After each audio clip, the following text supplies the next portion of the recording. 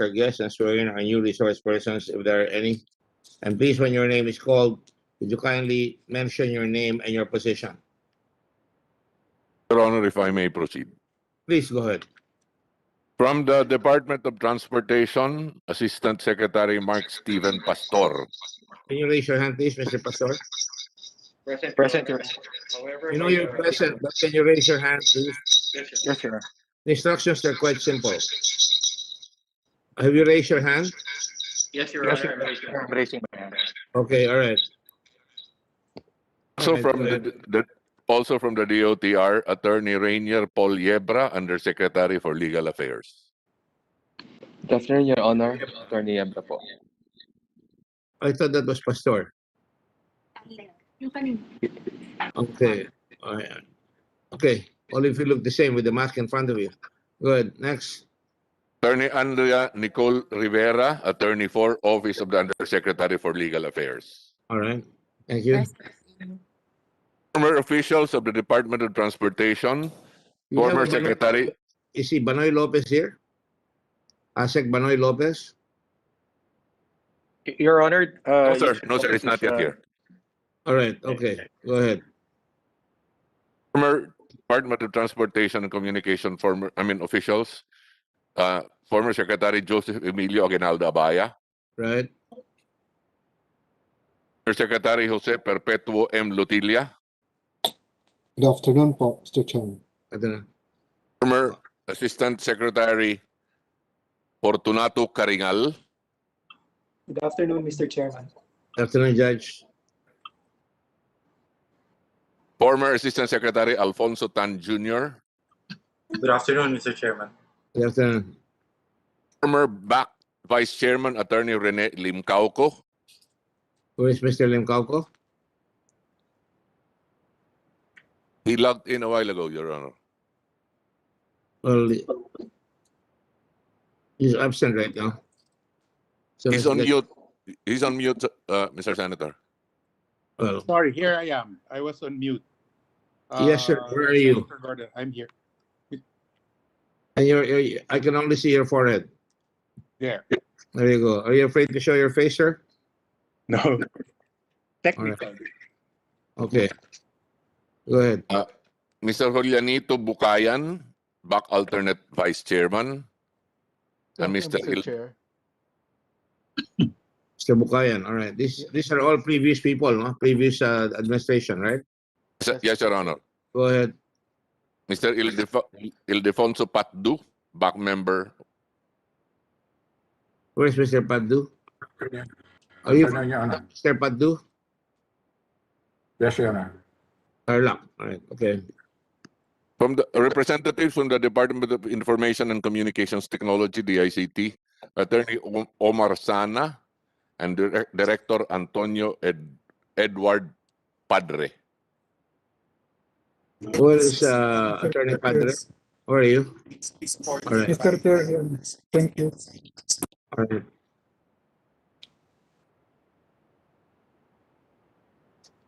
The representative from the Office of the Ombudsman, Attorney M.A. Christian O. Uy, Director, Appellate and Special Actions Bureau of the Office of the Special Prosecutor. This is the first time he's showing up here, right? No, Your Honor. No, Your Honor. Not the first time. Can you raise your hand again, please? Thank you. And the name is, I don't have his name on the board. Christian Uy. Christian Uy. All right. He's from China, but he's a Christian. But he's really a Filipino. Okay, go ahead. From the Land Transportation Office, Assistant Secretary Edgar G. Galvante. Yes. Good afternoon, sir. Attorney Romeo Veracruz, Executive Director. Good afternoon, Mr. Chairman. Good afternoon. Attorney Mercy Jane Paraslines, Chief Operations Division. Good afternoon, Mr. Chairman. Victor Emmanuel C. Caindec, Regional Director, LTO Region 7. Good Good afternoon. afternoon, Mr. Chair. Present. Asuncion Maningas, Chief Accountant.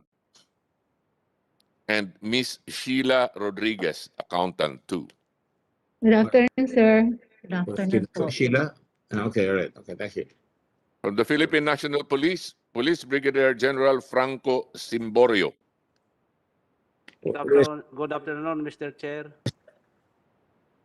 I don't see him. Is he there? Oh, there. Okay, he's in the table, right? All right. Okay. From the group, from letter H, motorcycle dealers, Carl Ryan Lim.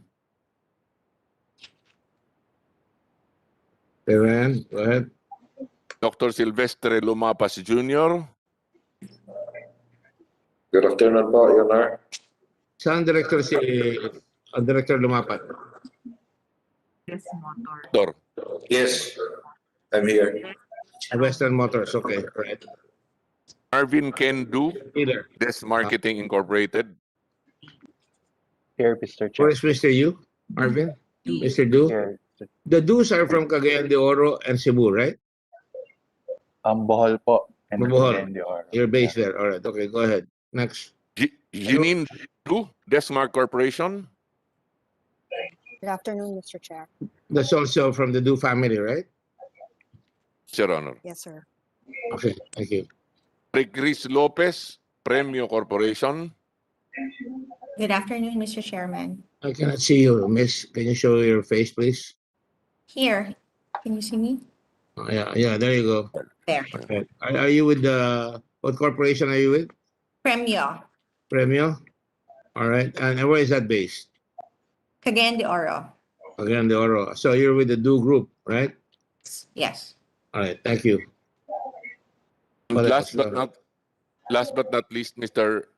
Chairman, Mr. Romil Barakil Who is Mr. Romel? is a motorcycle buyer. Motorcycle buyer. A buyer. Romel Barasil, are you there? Barakil, Your Honor. Still?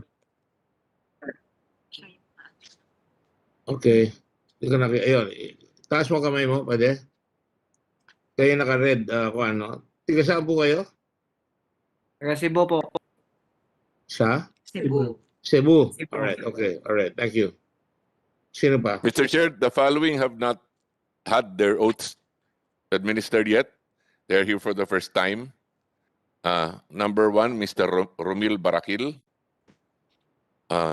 Mr. Barakil is with what? The previous... He's the motorcycle buyer, Your Honor. okay. All right. Mr. Barakil is okay. Police Brigadier General Franco Simborio.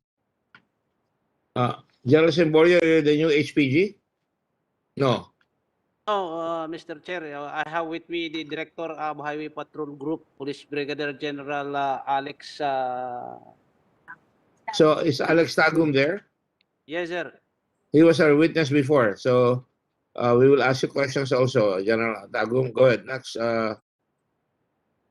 We have also with us, Mr. Chair, the Director of the IDM, Police Major General Escobar, sir.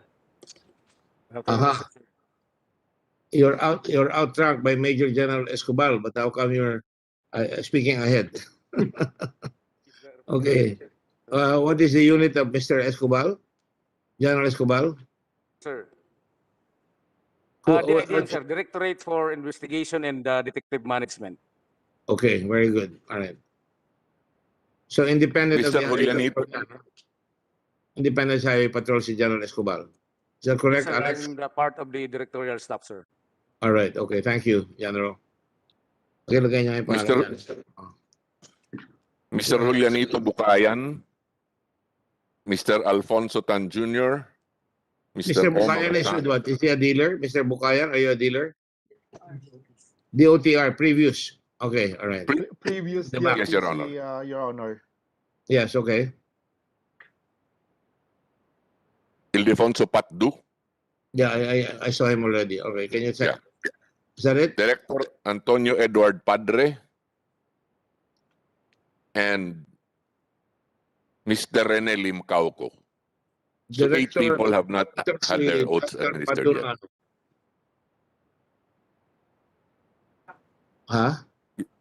Mr. Padu is with the former back, right? Yes, Your Honor. And the other one that you said after Mr. Padu, what's his name? Mr. Attorney Rene Lim Cauco, BAC Vice Chairman of the previous DOTC. Are you related to Secretary Lim Cauco? Are you his brother? What secretary, Your Honors? I don't think so. Well, don't claim him if you don't think so. Just asking you. Si Dodi. He's my uncle. O ba, bakit you don't think so? Hindi mo alam, hindi ko kilala ka No, mag-anak no. mo. That was a long time ago. I thought Really? current secretary. I will tell him you consider him ancient. Neanderthal. All right? I will relay that, Your Honor. No, I will relay it to him. He's a good friend of mine. Okay, Your Honor. If your name Rene, which means reborn, doesn't allow you privileges to tell your uncle he's very old. Okay, go ahead. Rudy? Your Honor, if I may proceed to administer the oath to the 8 people who I have mentioned. Could you raise your right hand, please? The 8 people that have not had their oaths administered yet. Do you swear or affirm to tell the truth, the whole truth, and nothing but the truth in this proceeding? I do. They all nodded their heads, Your Honor. I do. I think that is an affirmative answer, Your Honor. It's up to the Director General to mention specifically that the following people, blah, blah, blah, took their oaths because we cannot do it generally. Your Honor, the following have taken their oaths. Mr. Romil Barakil, Police Brigadier General.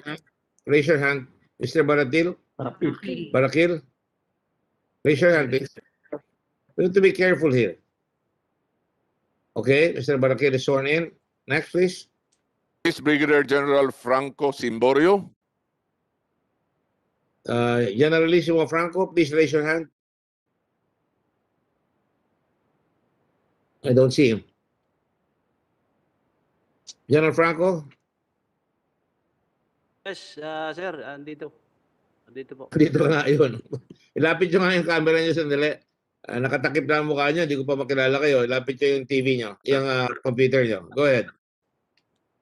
Mr. Julianito Bukayan, Jr. Okay, Mr. Bugayan, are you writing down?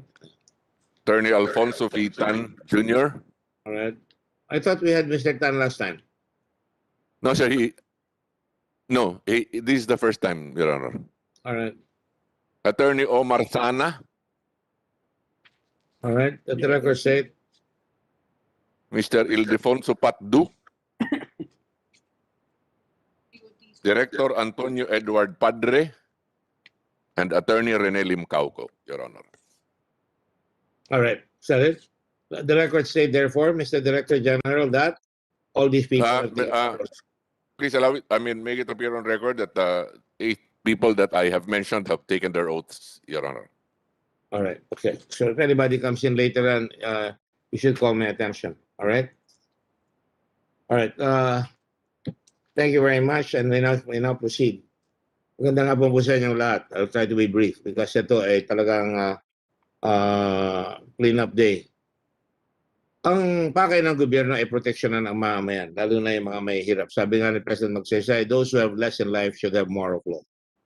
Dagdagan ng proteksyon. Yan ang talagang pader ng demokrasya. At dapat, hindi na lalagay sa bingit ng alanganin ang ating mga kababayan, mga nag-iipon ng pera para makabili ng motorsiklo. Hindi rin dapat nalalagay sa bingit ang alanganin at natatakot yung mga bigla na lang binabaril ng mga riding in tandem.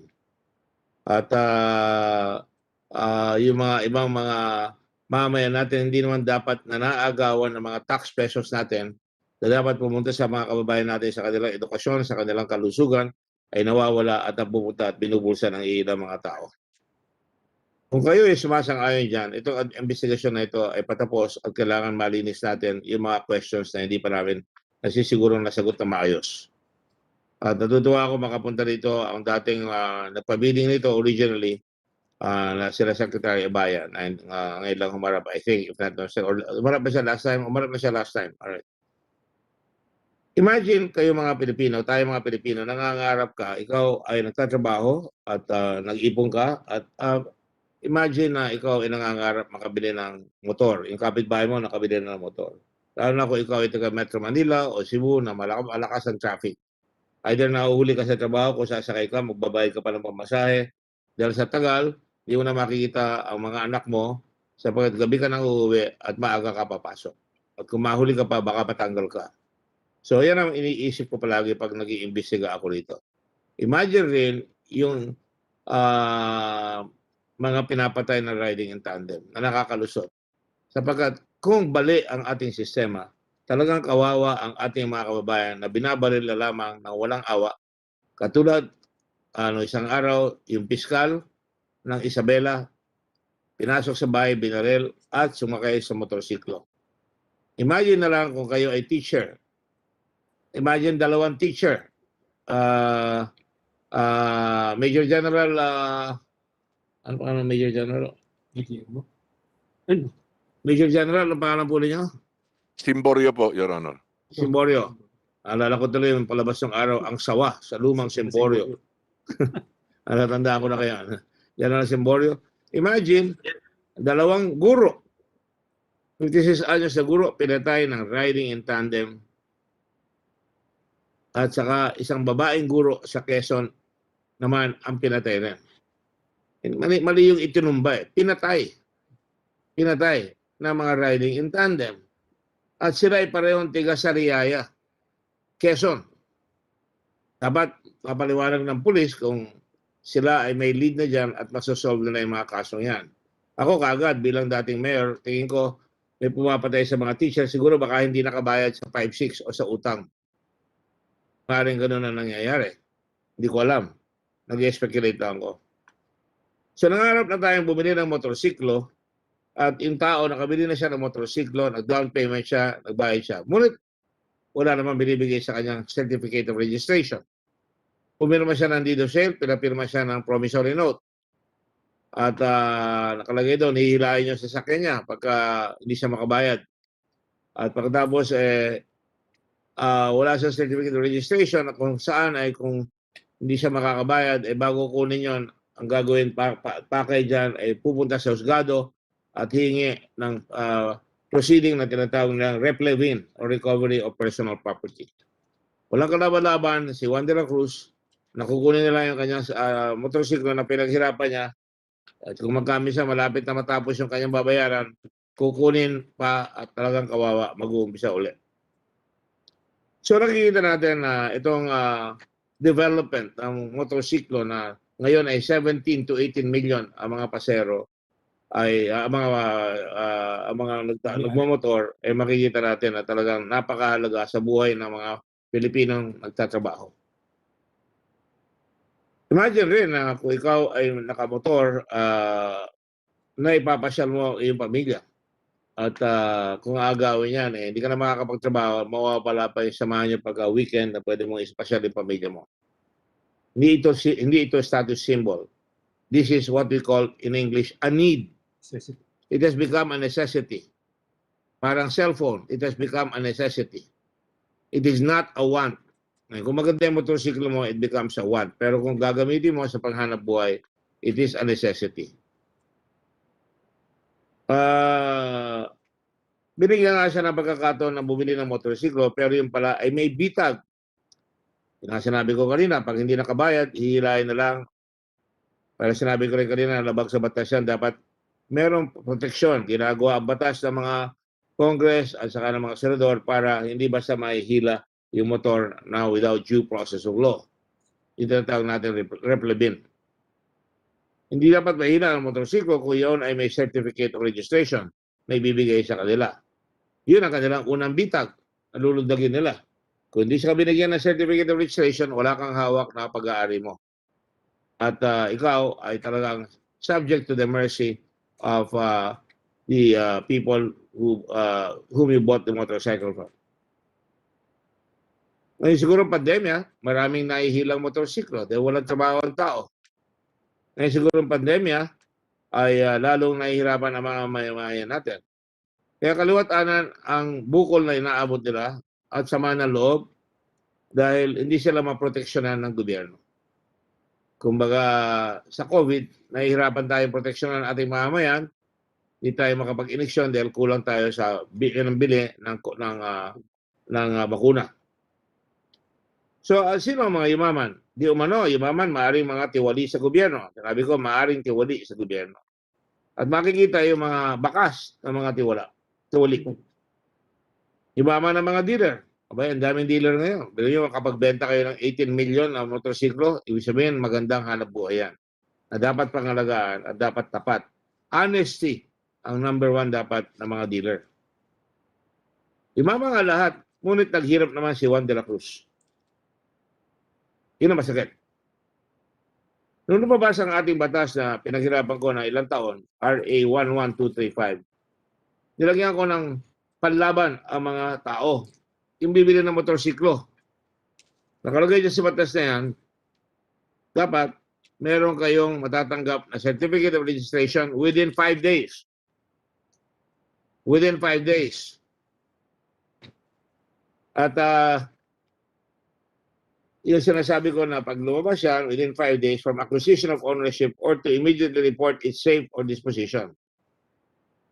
So sa madaling sabi, pag natanggap mo yung certificate of registration, dapat nakalagay doon, nakatatak doon, na yan ay may sabit pa, may lien, may encumbrance na hindi pwedeng pagbili para sa protection rin ng dealer.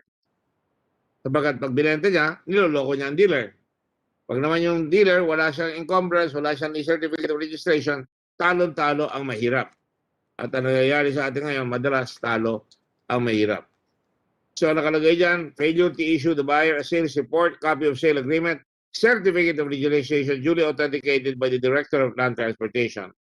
Ayan ay Section 5 ng RA 4136, Land Transportation and Tariff Code provides that dealers must issue a sales report or a report of any other transaction involving motor vehicles duly authenticated by the Director of Land Transportation. At yan ay bawas sa pinapasa ng mga kapulisan natin na talaga meron silang at least ebidensya kung sino may-ari ng motorsiklo na legal. Persons liable, dealers who do not issue sales report, copy of sale agreement, certificate of registration to the buyer duly authenticated by the Director of LTO.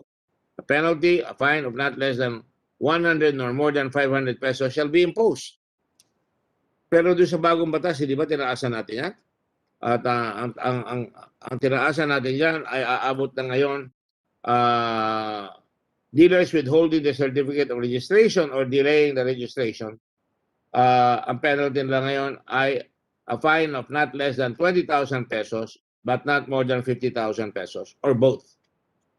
If a motorcycle that is not yet registered with the LTO is used in connection with an offense, punishable under the penalty of the relevant offense shall be imposed on the offenders. Hindi sabi, yung registration, natitrace mo kung sino may-ari, at ngayon, tinaasan natin ang penalty kung hindi nyo bibigyan, pinoproteksyon natin ang mga kababayan natin na mahirap, at pagkatapos kung yung kanilang motorsiklo ay hindi nyo nirehistro, ay mananagot kayo, at meron rin pananagutan ang motorsiklong may-ari, yung bumili.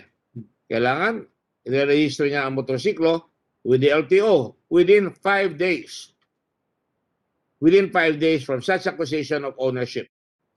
The owner of a motorcycle shall also immediately report any sale or disposition of his or her motorcycle to the LTO.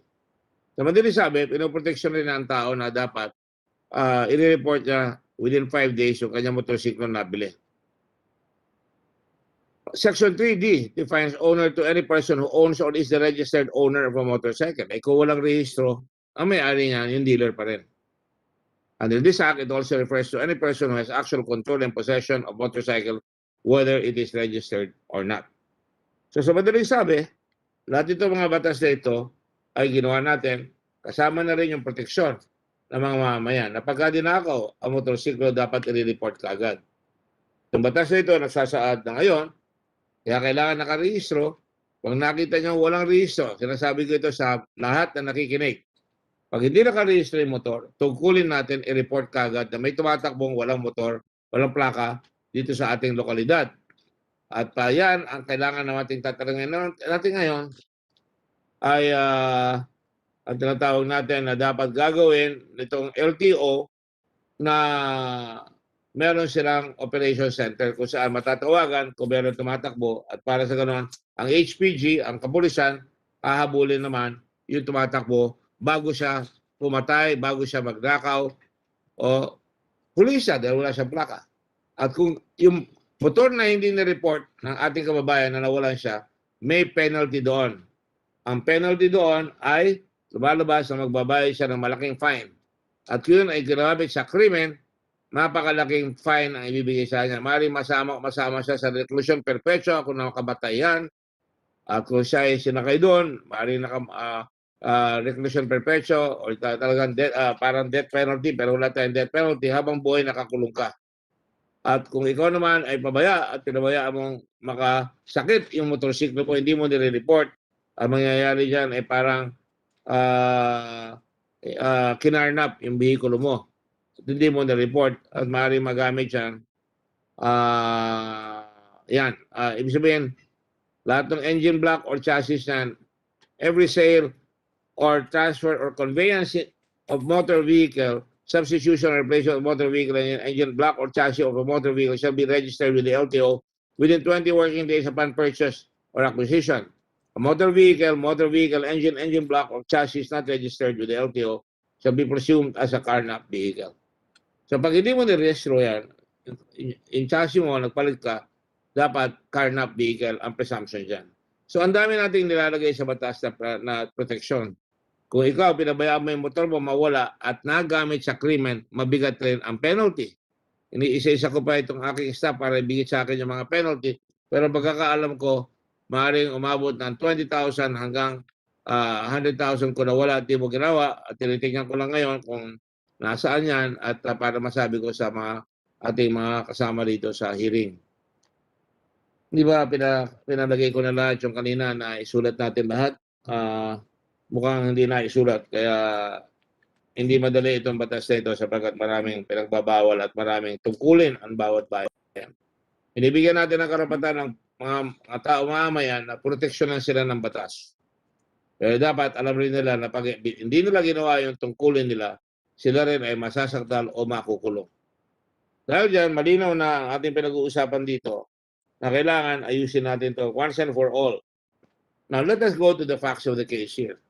Ang facts dito, in 2013, the DOT, under the administration of Secretary Abaya, ay nagpa-bidding, pero bibilisan ko na lang. No?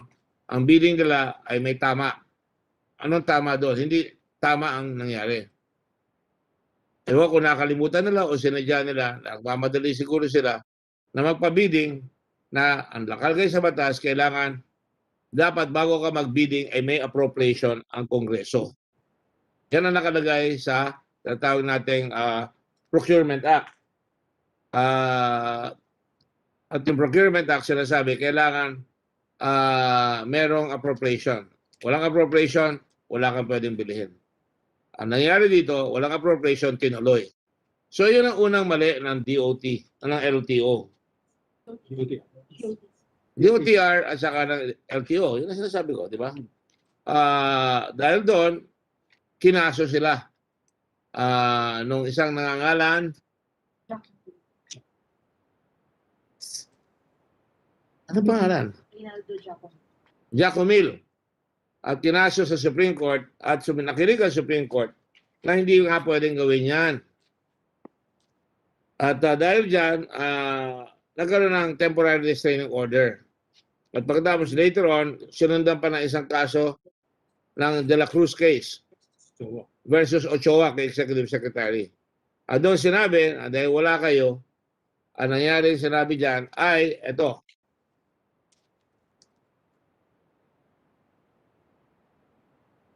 Jacqueline versus Abaya yan eh. De La Cruz na ako eh. Sinabi dyan, the court affirms that there was an appropriation for the MBPSP under the 2014, 1 year after naglagay ng appropriation. Ang sinabi ngayon ng court, and that the use of such appropriation for the implementation of the MBPSP was constitutional. Yan. Pero Jacomil versus Abaya is a stare decisis. In other words, it's jurisprudence. Alright? Ibig sabihin yan, dapat lumabas tuloy, sabi ng korte, hindi kami trier of facts. Okay, dahil may appropriation na ngayon, pwede niyong ituloy yan, pero it does not exculpate yung mga namili ng walang appropriation.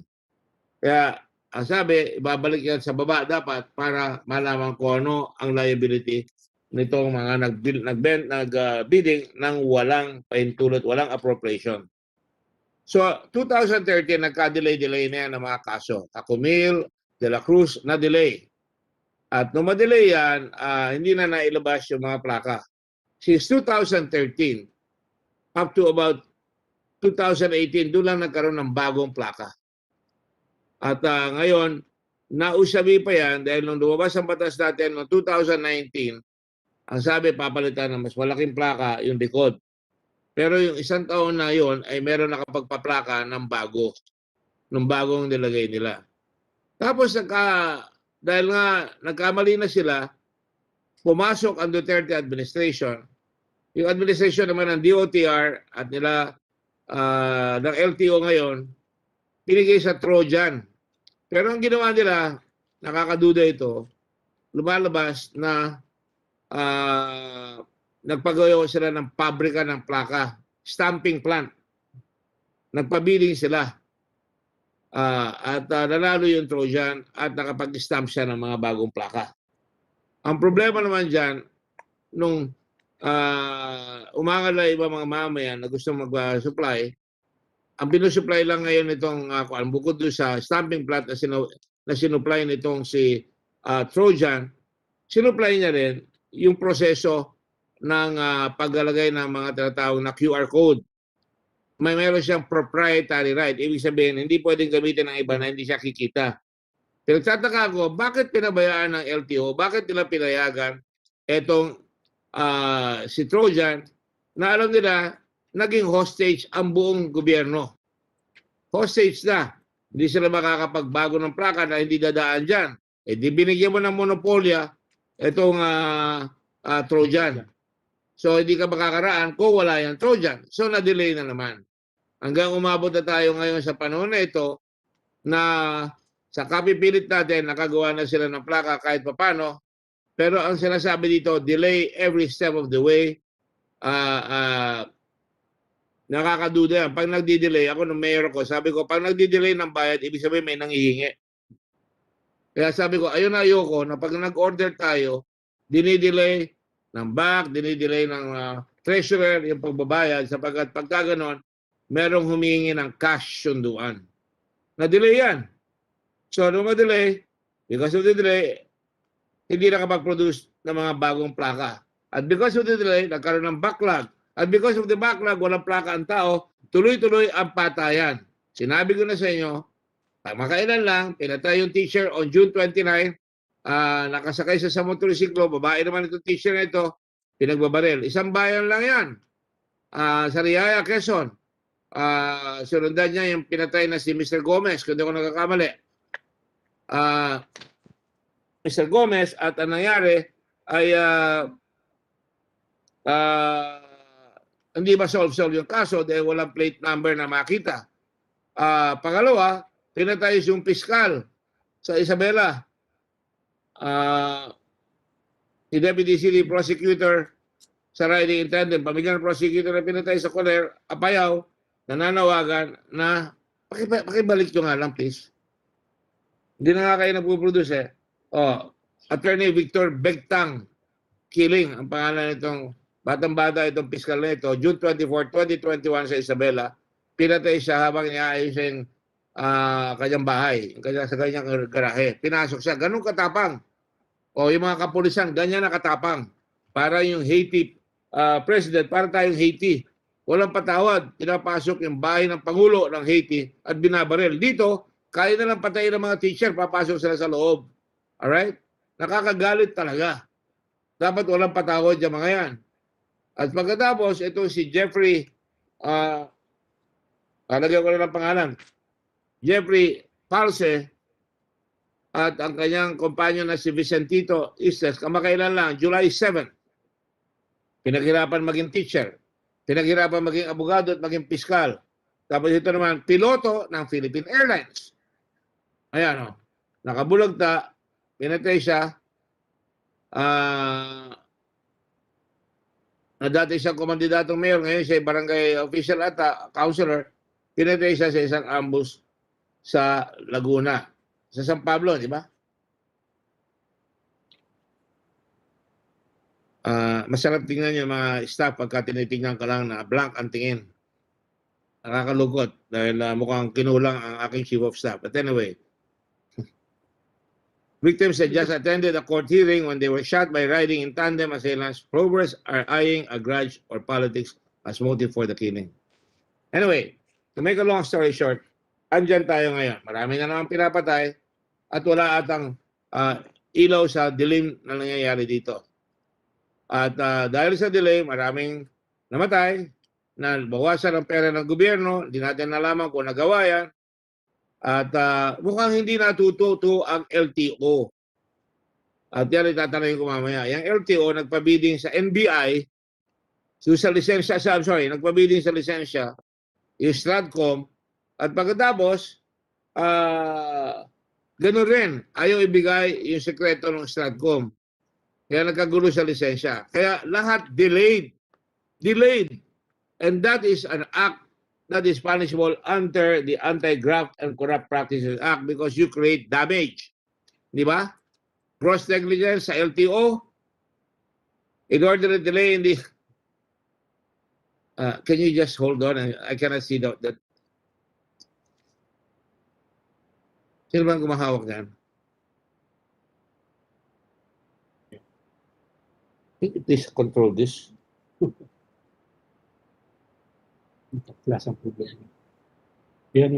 Anyway, in order to delay in the implementation of RA 11235, yan yung in-order natin batas in the issuance of implementing rules and regulations.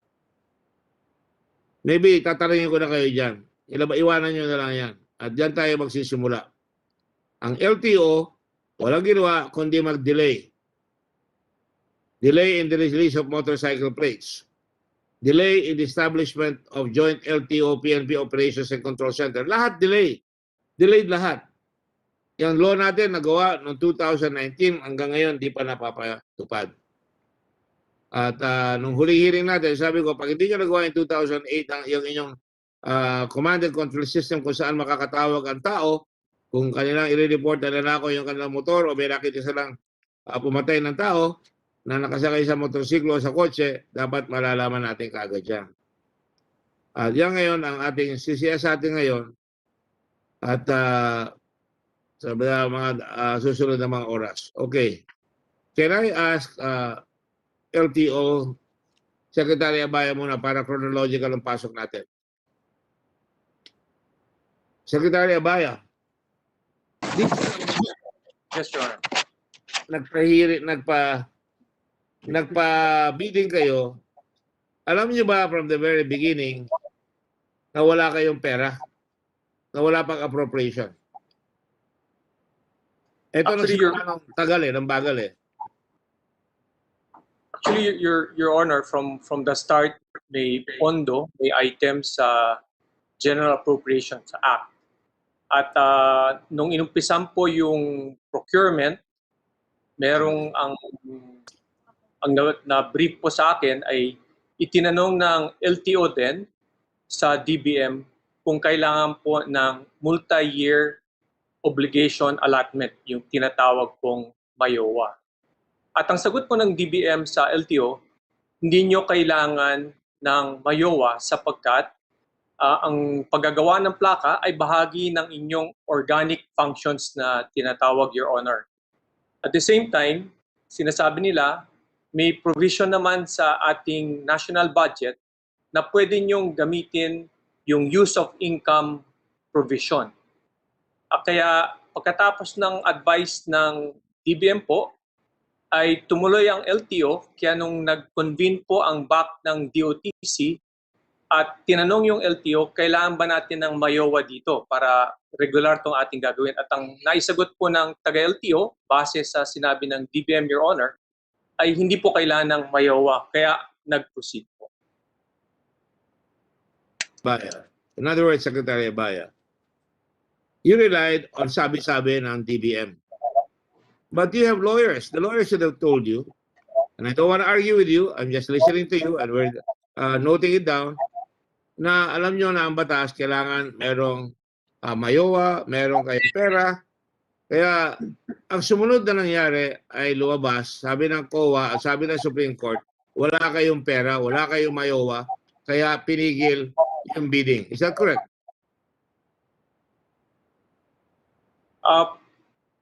Yung pagpigil po ng Supreme Court, I have to recall, Your Honor, what was the reason for the TRO. But yung sa decision po ng Akumile, ang sinabi po doon ay cured po, kaya naging valid po yung procurement. And nais ko rin banggitin, Your Honor, na ang batas po ng panahon na yon, base sa 2013 General Appropriations Act, na minimension po yung DBM Circular of 2004. Ang kailangan po ng mayowa is right before contract signing, not at the time of the commencement of procurement. Pagkatapos mo ay binago at lumabas po yung decision ng Supreme Court na at commencement of procurement kailangan po mayor. But at the time that the BAC commenced the procurement, the prevailing law was a mayowa was required kung kailan po, basta bago po mag-contract signing, Your Honor. Well, you approve that. Yes, Your Honor. Yes, Your Honor. All right, approve that. Did not the DBM inform you in writing that you needed a multi-year obligation authority? Mayowa? We heard Let's go into this to find out where the delay was, all right? at the time, Your Honor, right before the signing of the contract, that was when DBM relayed to us there was a change in their advice that a mayowa was then required. So what we immediately did then when we were directed by DBM, because we followed DBM all the way, whatever their guidance was. So humingi po kami ngayon ng mayowa pa sa kanila. But at that time, they also had certain issues why they could not issue. Thus, we went to the Department of Justice, and an arbitration case happened between DOTC and DBM. And at the end of the day, when funding was made available for the General Appropriations Act of 2014, DOJ ruled that no mayowa then was required. It was then that we proceeded and we signed the contract, and the supplier proceeded with the manufacturing. And you do happen to have a ruling from the DOJ in writing? Yes, Your Honor. We do have a copy of that, and we would gladly... Can you submit it to the committee, please? Yes, Your Honor. We would comply, Your Honor. But that was the reason why the Supreme Court later on cured it, because sabi nyo ngayon, meron na kayong mayowa. Nandun na sa budget ngayon sa 2014, meron na kayong pambili. Tama ba yan? Yes, Your Honor. Tama. Sa madaling sabi nga, sabi ng Supreme Court, walang appropriation, kaya na-ratify noong 2014. Kaya finally nagka-appropriation, pero sa 2013, wala talagang pera. Sabi ng SC sa Jacobville, mali ang DOTC. Are you familiar with that? You can take a look at the decision. That is what it said. I will check, Your Honor, but we clearly had an item on the General Appropriations Act, Your Honor. Well, it doesn't matter because the Supreme Court is the ultimate insufficient na magsasabi kung ano talaga ang batas at lumalabas na dual lex sed lex yan na kailangan nyo talaga ng mayowa at hindi lang Supreme Court, pati yung Court of yung COA. Pati yung COA sabi, wala kayong pera. Mali yan, kaya dinidisallow. Pero let's not go to that anymore. Nagkaroon pa kayo ng curing ng defect. Nagkaroon kayo ng appropriation the following year. Tama po ba yan? Yes, Your Honor. So everybody happy, na-cure. Alright? Na-cure yung kwan. Ayan. All these irregularities, sabi ng Supreme Court, tainted the earlier procurement process and rendered it null and void. I'm using the words of the Supreme Court. As earlier recited, the project did not have the adequate appropriation when its procurement, nung binili, wala silang earlier procurement at the time. It was commenced on February 20, 2013, contrary to the provisions of Section 5A, 7 and 20 of RA 9184. The DOTC and the LTO likewise failed to secure the mayowa before the start of the procurement process, even though MVPSP is MYP involving MYC. Hindi ko na maintindihan yung mga the alphabet. All these irregularities tainted the earlier procurement process and rendered it inutil or null and void. Mali ang proseso, hindi sinunod, Supreme Court is the ultimate arbiter. Yun ang reality. You can ask any lawyer that is the reality. All right? Are we clear on that? Yes, Your Honor. Thank you. So, klaro yan. But the Supreme Court later on, nung nagkaroon kayo ng appropriation, sabi, finally nagka-appropriation sa 2013, wala talagang pera. Pero sabi ng Supreme Court sa Jacomel, mali ang DOTC. Pero na-cure nga noong 2014, allegedly. Pero ang sinabi naman ng Korte Suprema ay dapat hindi kami the trier of fact, hindi kami lower court na pwedeng magdala ng mga testigo. Ayan nakalagay, as to whether the responsible public officials should be held accountable for the irregularities in the procurement process of MVP SP, the court deems that it is not the proper forum to resolve the issue as it is not a trier of facts. You're not a lawyer, pero malinaw sa mga abogado na hindi nagtatry ng kaso ang Korte Suprema. Ang ginagawa nila ay questions of fact or questions of law, depende sa kanilang kung malinaw ang jurisdiction nila dyan. Alright? Section 7 of RA 9184 promulgated in 2003 mandates that procurement should be within the duly approved yearly budget. So, nung pinrocure nyo, wala sa yearly budget yan. Kaya, antindi ng desisyon ng Korte Suprema at ng COA, Asuncion Maningas account, why did you certify the availability of cash when the project cost is 3.8 billion and the available budget under 2013 GAA is only 187,293,000? Andiyan ba si Asuncion? Yes, Your Honor. O bakit yung sinertify? Talaga may pera, nakalagay na pera, 2013, pero kapos, di ba? Pero tinuloy pa rin nyo, kaya nahuli kayo ng COA, nahuli kayo ng Supreme Court, huwag na natin sabihin nahuli, napuna, at sinabi nila null and void yan. Bakit mo pinayagan ngayon ang iyong secretary na magpirma ng kontrata para sa procurement itong mga license plates?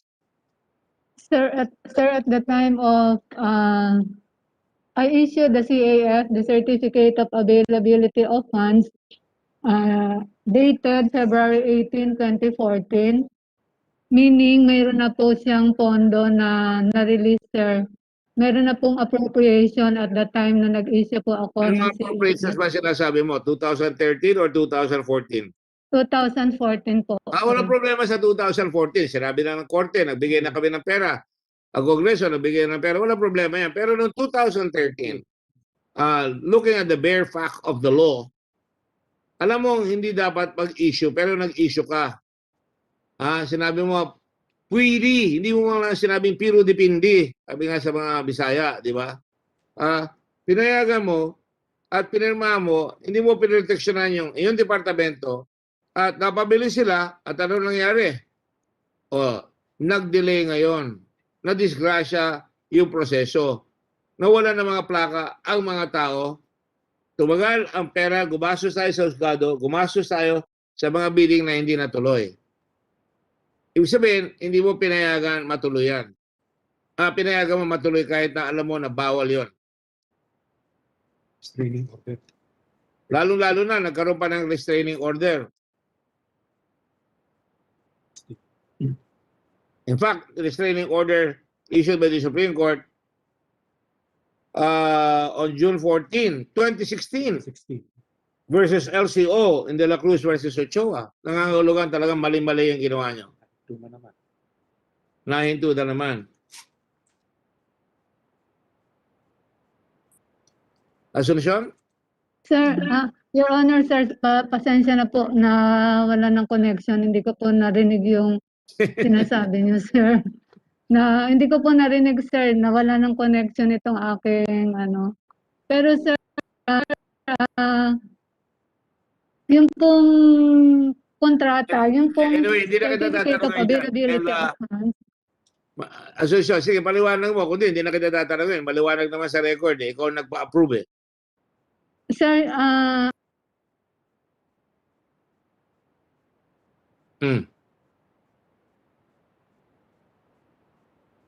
Hello?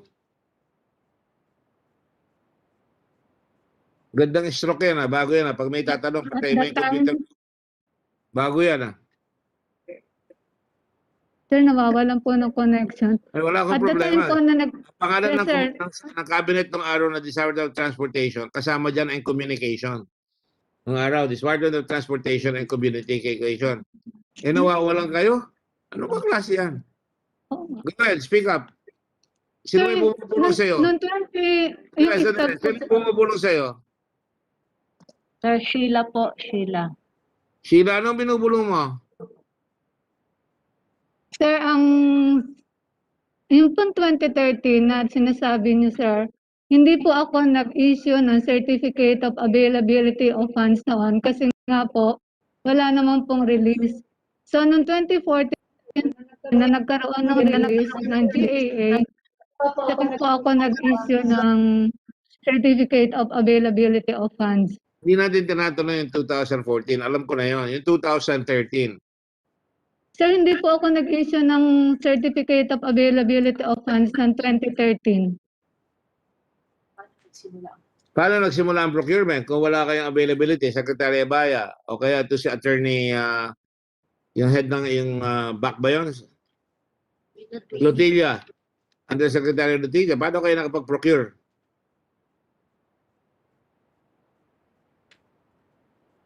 Sir? Yes. I can hear you. It was because, sir, of as Secretary Abaya explained earlier, sir, at that time po, sir, what was stated in the GAA of 2013 po, sir, was that there was a reference. Talking about 2014, 2013. Yes, sir, 2013, sir. In the 2013, GAA of 2013. Yes, sir, 2013, sir. In the GAA, sir, of 2013. 14 na, sabi ko 13 eh. 2013, sir. 2013. 13. Yes, in 2013, sir, the GAA, sir, contained a reference to a circular of the DBM dated 2004, sir. And in the circular, sir, what it said specifically was that the MAYOA was required only prior to the signing of the contract, sir. And that is the reason, sir, why we could proceed with the procurement. Because proceeding Nothing with the extraneous. The question is very simple. Before you can buy anything, there's got to be a certification of availability of funds. Now, who issued the certification that there were funds available? Ang funds yung kapos. Kapos. Alright? Pero tinuloy nyo, kaya nagkaroon kayo ng problema. Isn't that correct? Sir. We're both lawyers. Sir, the certificate of availability of funds, sir, was required prior to making the purchase or making the funds available, sir. So when the procurement was started, there was no such requirement, sir. There was no certificate of availability of funds required at that point. What are you talking about? That's as old as dirt. Yung requirement ng certification of nakalagay rin sa Constitution yan, kung di ako nagkakamali. Yes, sir. You're There must be correct, an appropriation and a certificate. Can somebody check the Constitution right away? There must be a certificate of allocation of may fund allocation, may appropriation. Yes, sir. Agreed, sir. You're correct, sir. What I was saying, sir, was that this was a preparatory step, sir, prior to making the acquisition, sir. And so at that point po, wala pa pong requirement to have a certificate of availability of funds. What is your authority for that? Sir, we will submit to you, sir, the provision of the GAA of 2013 referring po to the circular of DBM of 2004 that the Mayowa was required only prior to the contract signing po. Alright, kung yun ang babigay mo, ang kasagot ko sa'yo, why did the Supreme Court strike you down? Why did the COA strike you down? Mali ang Supreme Court, kayo ang tama, ganun ba? Sir, with You know, it would be better if you say we made a mistake, period. That was a mistake on your part. You, especially, you're the head of BAC. Di ba? Or for that matter, whoever issued that green light for you to press. Sinupalpal kayo ng Supreme Court. Sinupalpal kayo ng COA. Tapos, binigyan kayo ng passes na ituloy nyo na, nagkaroon ng 2014, tuloy nyo na. Pero, kailangan managot pa rin yung nagkamali dyan. Yun ang sinasabi ng Korte Suprema. Okay? Shall I stop here on that issue already para hindi na tayo tumagal dyan? Because we're just going to be arguing with each other. Res ipsa loquitur na yan eh. Yes, sir. Diba? Yes, sir.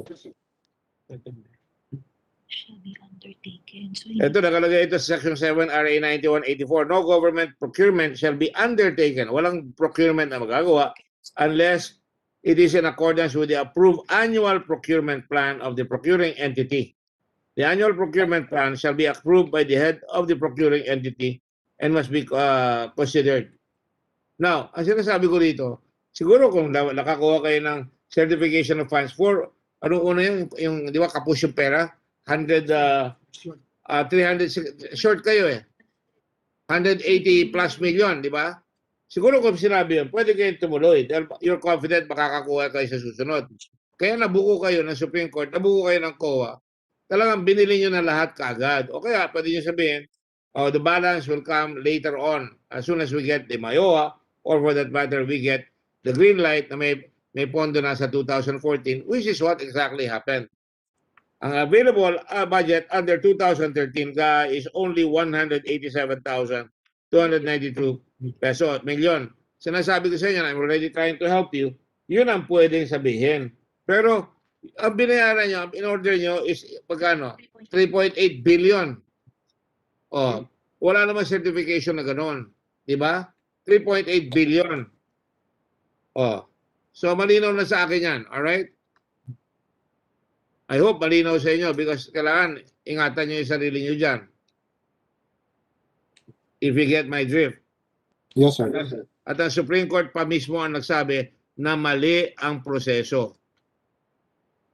I have to rely on that decision. It's not me, but the Supreme Court who said that. Pero sinabi nga nila, tuloy lang bilis sa susunod na taon, okay na yan.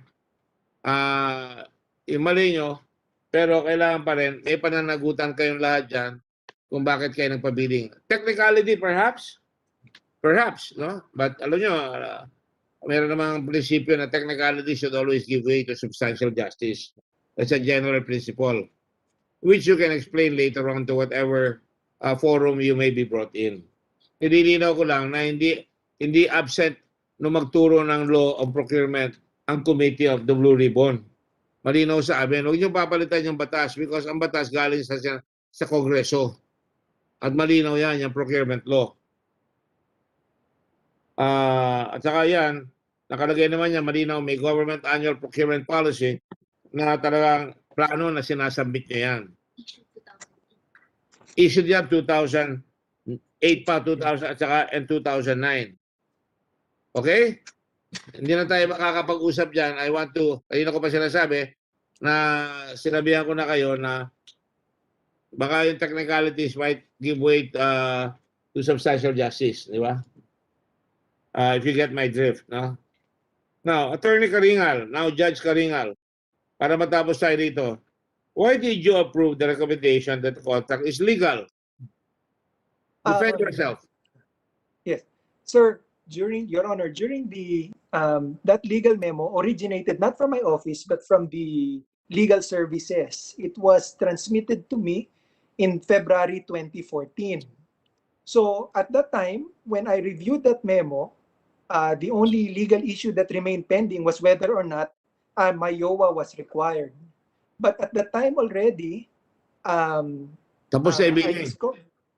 Yes, and there was already a GAA appropriation for 2014. So in other words, at the time the memo arrived at my office, there was already funding, and considering that I thought that that was the only remaining issue for the procurement, I signed off on it. So, all right. Now, back to Secretary Ibaya. Did you review the actions of your BAC before signing the contract of procurement for the license plates?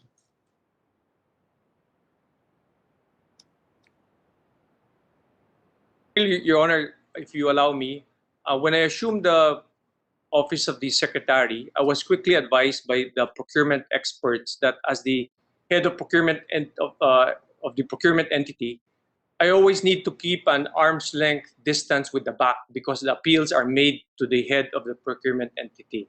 That's so that was correct. my That's you. from the start. That's But- you, right?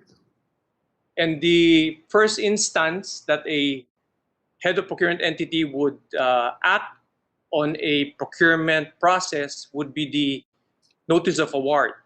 So in this case, before I signed the notice of award, I reviewed the recommendation of the BAT and all the attached documents and supporting documents, Your Honor. All right. Let me just I'll let you pass on that one. But let me just say this. That doesn't mean that you're exculpated by the committee, no?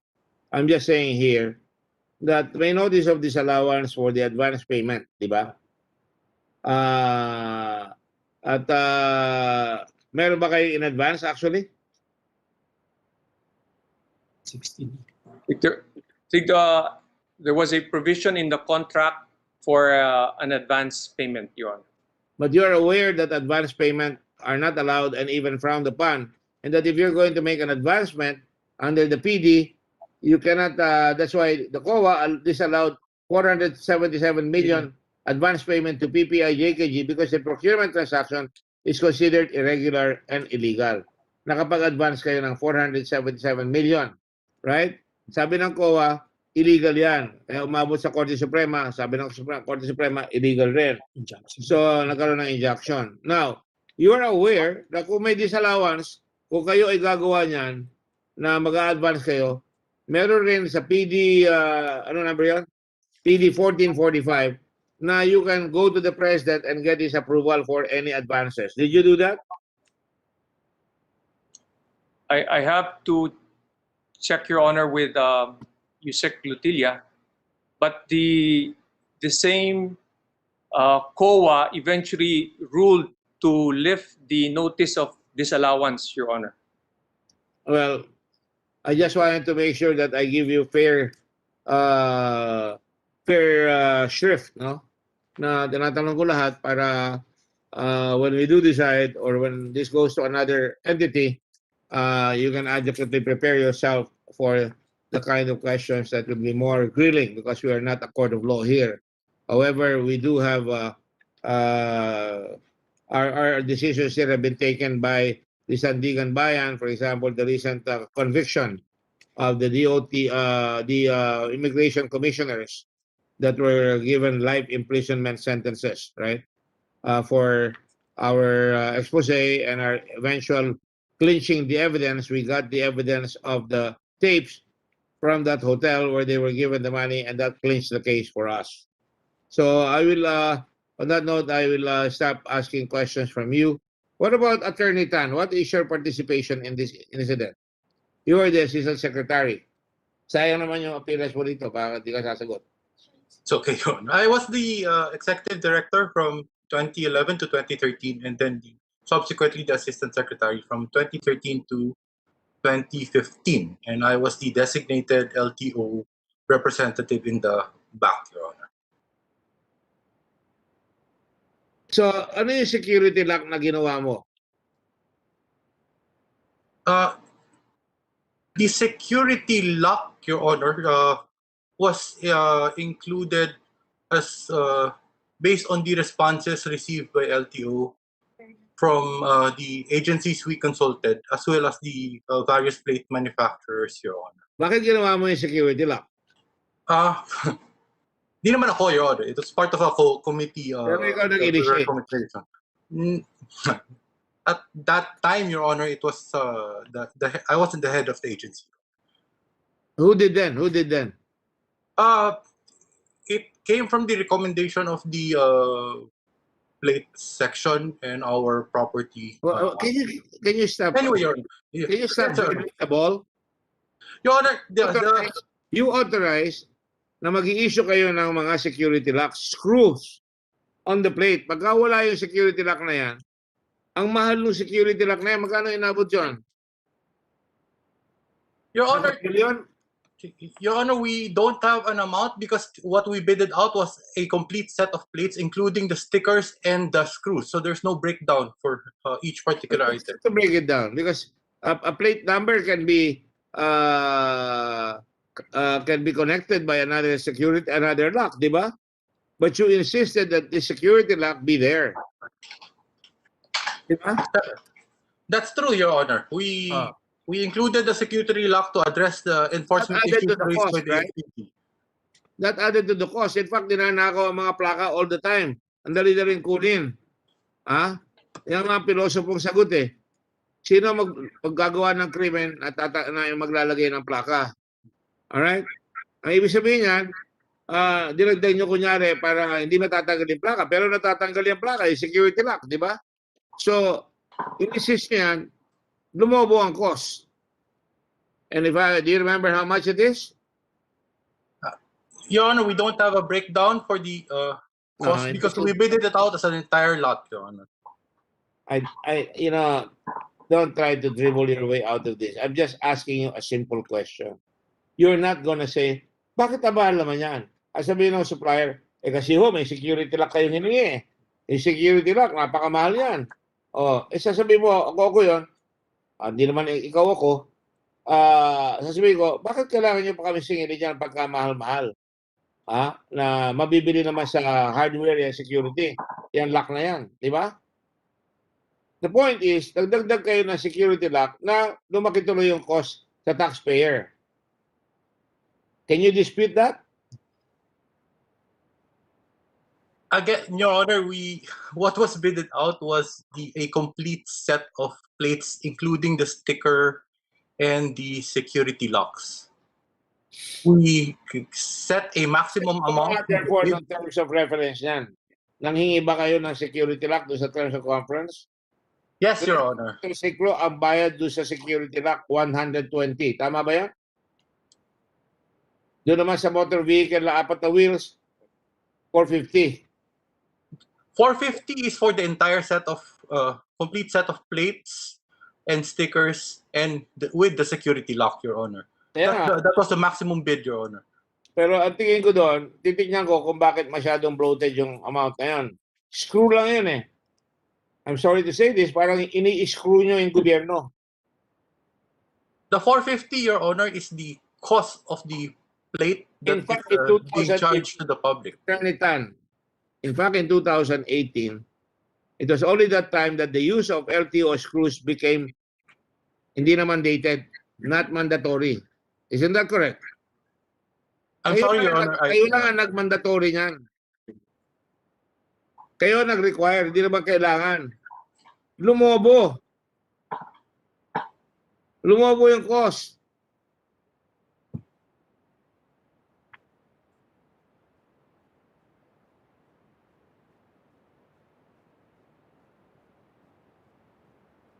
You penalize not using the LTO security lock, di ba? Minwerso nyo ang tao eh. Pag wala ka security lock, you're penalized. Mayroong punishment yan, di ba? May fine ba?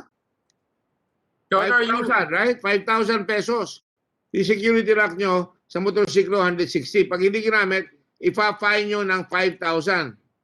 So, nagiging the finest department, yung DOTR, at saka the finest, yung LTO. Nagre-require kayo na hindi naman kailangan. Pag nakita ang security lock, bibili ngayon ng whole set. Tama ba yun?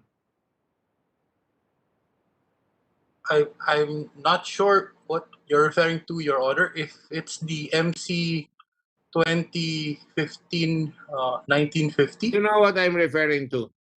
Yung order, sabi mo, lahat pinasok doon. Pinasok nyo whole set para nakakubli yung patong. Kumbaga kung araw na tawag dito, tong patch. The Blue Ribbon is aware of all these shenanigans. Under the LTO circular ng Memorandum Circular 2138, failure to use the LTO screws or security locks no longer constitutes improper attachment. So tinanggal yan later on, kinorek ng LTO yan. Pero nung binid nyo yan, kasama yung security lock. Alright? Nire-require nyo. Dahil you are screwing everybody. I don't know if you're the one. Only the LTO security lock shall be used to attach the newly designed plates on the registered motor vehicle. Sa madaling sabi, under Section 4 of LTO Memorandum Circular, sinasabi dyan na kailangan magkaroon ng security lock and only yung ini-impose sa security lock will be allowed. Pero later on, 2018, bumaliktad, tinanggal na. Ibig sabihin na bisto na meron kayong tong patch. Now, sino ang nag-insist dito sa security lock na ito? Again, Your Honor, the specifications are based on the responses we received from the request for information. As to the cost, Your Honor, the cost to the public remained the same, but the cost to the government was even lower than the previous cost for the same plates. I don't know what you're referring to. All I know is nire-require nyo yung complete set. Magkano? Magkano lang lahat yun? Lalabas? 450 sa motor vehicle. 60. Motor vehicle, 120 sa motorcycle. Kailangan kompleto yung set na yan. At pag nakitang wala yan, you find them. 5,000 pesos. Samantalang 160 pesos lang yung security lock. So talaga matatakot yung tao. Bibili talaga presado panguha ng security lock. Hindi ko naman nakita na dapat napansin ka agad dyan. Oh, maganda ito, may security lock ito. Kung tatanong ka, para ano yung security lock? Para hindi mananakaw, di ba? What's the difference? Di ba? I'm sorry, Your Honor. Again, the security lock was put there in response to the request of the law enforcement agency. I don't care whether it's kung Bumimul, Supatra, kung anong pangalan galing yan, litik na yan. Pero nag-require kayo ng security lock na hindi naman kailangan. That is my point. Because tinanggal nyo rin in 2018. In the meantime, the horse was already out of the barn. In other words, nakikita mo naman na security lock, pwede mag-lock yan. Pero kung wala ka ng lock, ordinary screw, magla-lock rin yan. Alright, I'm done with you. Thank you very much. Shall now proceed to the next chapter. Now, yung LTO, tinuloy ngayon yung bidding.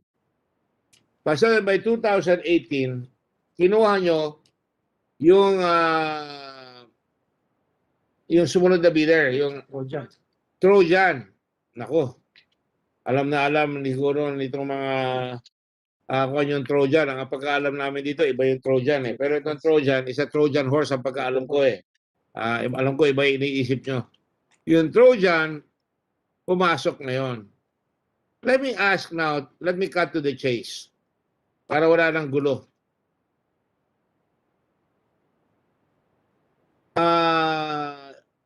Secretary Galvante, nung pinapasok niya yung Trojan, did you know that they were going to acquire proprietary interest?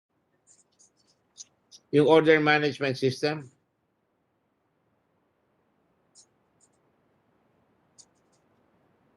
Your Honor, I suggest you be truthful because kung niloko ka ng mga tao mo, dapat palaman natin kung sino nagloko sa'yo. You realize that by putting this, na nilock na naman kayo. Mahilig kayo mag-lock eh. Nilock kayo sa isang supplier na kung magpapalit kayo, kailangan gamitin. Hindi nyo pwedeng gamitin yung kanilang system dahil may bayad doon. At ang mangyayari, kung salbahe kayo, o salbahe mga tao dyan, magpapabid kayo, panibagong cash sunduan. Wala akong sinasabi parang gano'n na lumalabas sa akin eh. I apologize if that's the way I think about it, pero nakikita ko, ang daming paliko-liko dito eh. Nag-lock kayo doon sa screws. Lumabas pala, hindi naman pala, tatanggalin ninyo din pala. Tapos nilock nyo kayo sarili ninyo dito sa Trojan. So much so, yung PPI, gusto ko yung supplyan, hindi nila makukuha yung code ng Trojan. So much so, na kung pinalitan nyo sila nung UCH, yung bagong bidder, hindi rin sila makapasok dahil inaangal nila yung Trojan, hinihingan kami. Tama po ba yun? Sa pagkakalam ko, Your Honor, kung ang manalo po yung Trojan, sila po nagsusupply at yung susunod na pagsusupply po, ang hinihingi lang ng LTO is tumutugma sila dun sa specification na nakalahad na ginagamit na po ng LTO.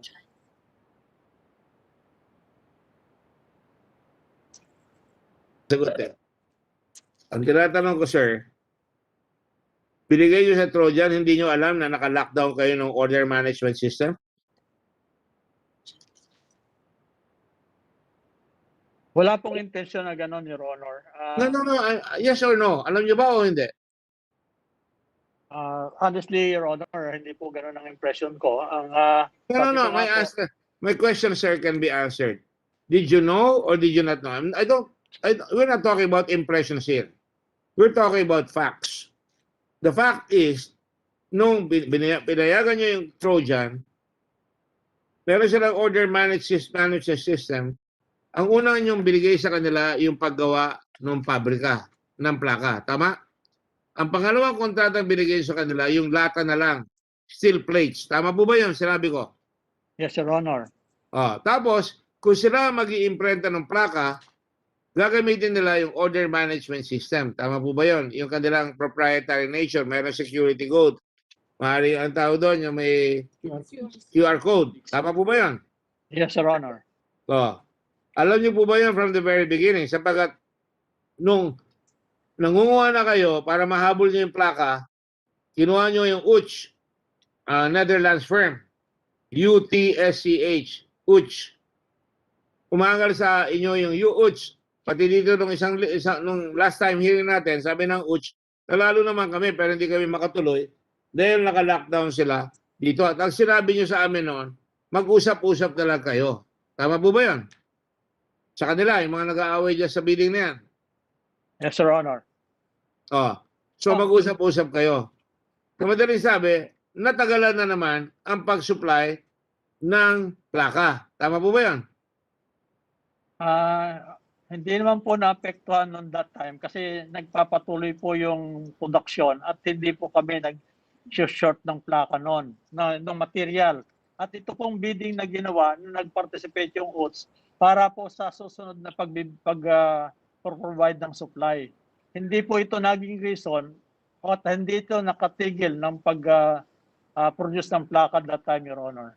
How many plates, I will take your word for it for the moment, how many plates ang na-produce nyo na sa mga motorsiklo? For the motorcycle, Your Honor, is about 3,147,000, Your Honor.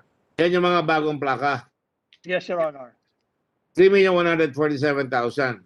Pero yung ay sinasabi ko, pinag-aaralan ko ito, ang nakalagay dito,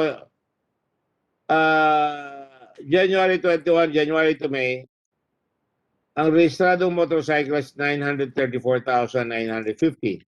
Tapos nakalagay niya sa inyong release, 741,950. Pero nakalagay sa report yung una, nakalagay ongoing production. Sa mga kapatid, hindi nyo pa nakukompleto. Meron pa kayong sayad. Kapos pa. Umaabot ng mga ilan? 4,403,132 ang kulang. Tama po ba yun? Yes, Your Honor. So talagang hindi na po produce. Now, nagtatry yung UTS mag-produce, ayaw ibigay sa kanila yung hinostage kayo na hindi nyo pwedeng gamitin yan. Akin yan, sabi ng Trojan. Now, kung natuto kayo doon, dapat sinabi nyo pag nag-bid kayo, amin talaga yung proprietary rights na sinasabi nyo. Hindi naman kayo gagawa niyan kung hindi namin binigay sa inyo eh. So, binayaran namin sa inyo dapat yan. Kung ayaw nila, di inalis mo sila, ang dali naman magpagawa ng proprietary system, yung protection system. Pwede naman magpagawa yan. Ako, ginagawa ko sa aking opisina dito sa Red Cross, sa Subic, ginagawa ko yan. Pero hindi ako magpapa-hostage na pagbibid ako, nakatali ako. hindi ko pwedeng gawin yung bago kung hindi sasama ang Trojan. Naintindihan po ba ninyo ako? Yes, Your Honor. So sa madaling sabi, you were remiss when you allowed Trojan, kaya nung binigay nyo sa UCH, hindi rin sila makagawa. Hindi sila makapag-deliver. Sapagkat ang binigay nyo sa Trojan, plaka lang eh. Yung bear, wala pang stamp. Supply lang nung lata. Tama po ba yun? Yes, Your Honor. Pumasok yung UCH, gusto rin nila mag-supply ng plaka, ng lata. Correct? Eh hindi nila mabigay. Pag binigay nyo sa kanila, hahanapan nyo sila. Paano ang security code niyan? Paano yung ating digital signatures? Sir? Yes, sir. Your Honor. Tama po yun. Pero Tama hindi yan. po nag... So talaga, I'm sorry sir, no, I respect you, pero sabihin ko sa inyo na merong nakikita na mukhang lack of foresight, lack of skill, maaaring may kasamang negligence na nangyari yan. So malinaw na po tayo dyan. Hindi nyo nakita, at alam nyo, nakaka-delay yan. Nadidelay, nakikita natin, kapos kayo eh. Dahil itong plakang ito, para malaman namang nanonood, itong plakang ito, one time. Pag binigyan ka ng plaka forever amber, yan ang plaka mo. Tama po ba yun? Totoo po yun, Your Honor. Unless masira yung plaka, ninakaw yung plaka, in which case, mag-apply ka kaagad within 3 days para mapalitan yung plaka. Tama po ba yun? Yes, Your Honor. Kaya ang ating sekreto dyan ay yung OPSEN. Yung OPSEN, tatawagan nyo, yung command and control, tatawagan nyo para pag nawala yung plaka o may lumalakad ng motorsiklo na walang plaka, ay marireport at tatawagan yung pulis doon sa lugar na yan. Sa Sariaya, may namamalin lang motorsiklo doon, walang plaka, dapat tinulungan na kayo ng highway patrol. Tama ba yun, General Alex? General Alex, ang highway patrol? General Simborio ng independent group na nag-iimbestiga?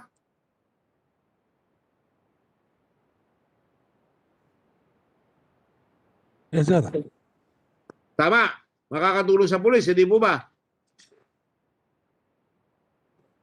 Yung ginawa nating operation and command and control system, makakatulong sa MADA. Ibig sabihin, may pakinabang sa publiko.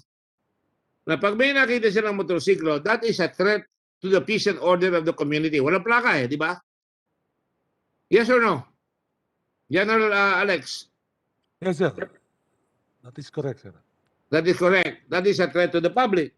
And therefore, it is an incentive to the public na i-report yan at makakatulong sa inyo na right away tatawag kayo sa HPG doon, tatawag kayo sa PNP doon sa lugar na yan, sa Sariaya, magtingin kayo dyan ng mga lumalakad na walang plaka para mahuhuli natin kaagad. Tama po ba yun?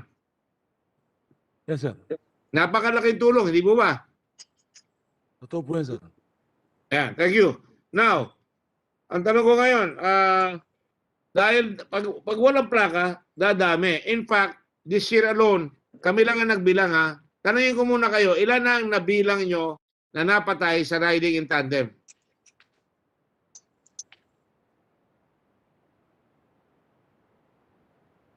From January 1 to July 2021, anong count niyo sa PNP, sa HPG?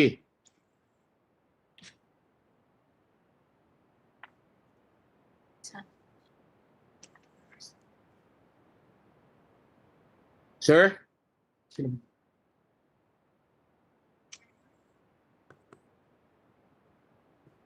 Yan, Alex. Sir, we will refer with our record, sir. Yes, you may call your office to find out. I did that last time, nakuha ni General Elizar. Yes, sir. Thank you, sir. Please do that right away. And be sure it's correct. And while you're doing that, I want you to get the record from 2013. Kung kailan nabulilyaso itong mga plaka. Doon natin makikita ilan ang pinatay, ilan ang ninakawan ng mga nakasakay sa motorsiklo. Ibinili mo yung anak mo ng relo o binili mo siya ng cellphone o yung asawa mo namamalengke, inagaw yung bag. Kasama ba yan? Ayan, dapat makita natin yan.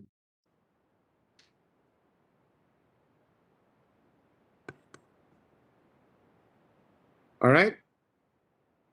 So I will get back to you, the other Alex, para Sir, so, kahapon papunta ako sa opisina, ang dami kong kinunang litrato. Wala pa ako nakitang malaking plaka. Panay maliliit, tapos nakalagay for registration, registered, no plate available. Nakita ko, ang dami. Traffic kasi kahapon eh. Wala akong magawa. Sabi ko doon sa aid ko, kunin mo nga lahat sa motorsiklo. At pwede ko pakita sa inyo kung gusto ninyo.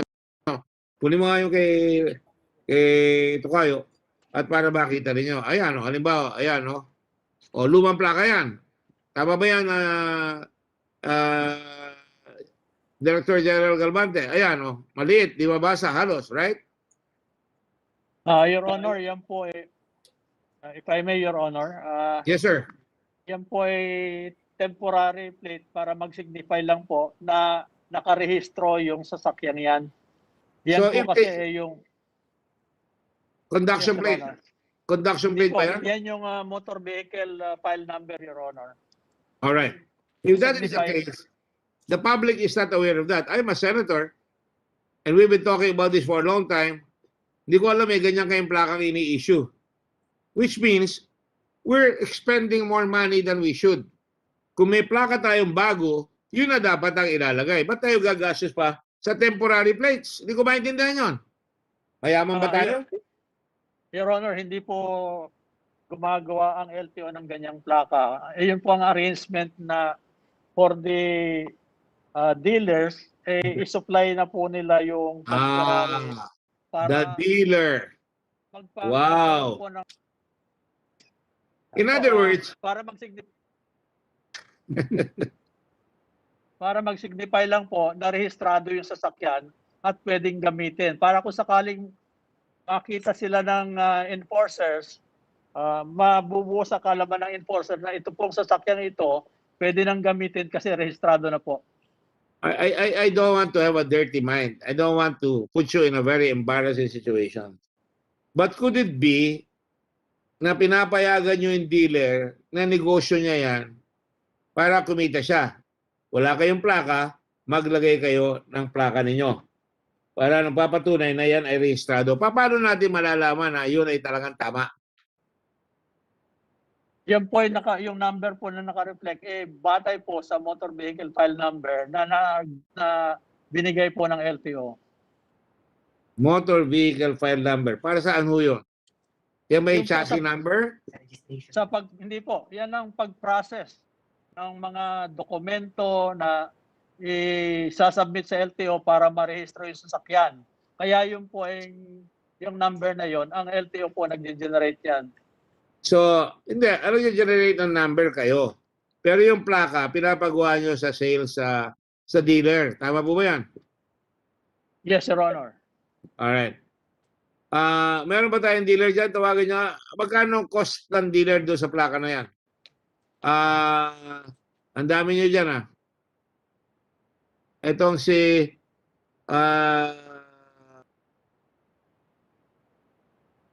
Maricris Lopez ng premyo. Pero pare-pareho kayong mga dealer dito. Isang pamilya ata ito halos lahat Pag-aali ng mga Carl Ryan Lim, you are the president and CEO Do EK Sam Incorporated. Is that correct, sir? Yes, Your Honor. Do you also own itong Strong Motors Incorporated, part of your chain? No, Your Honor. Do you also own Des Marketing Incorporated, si Marvin Can Do?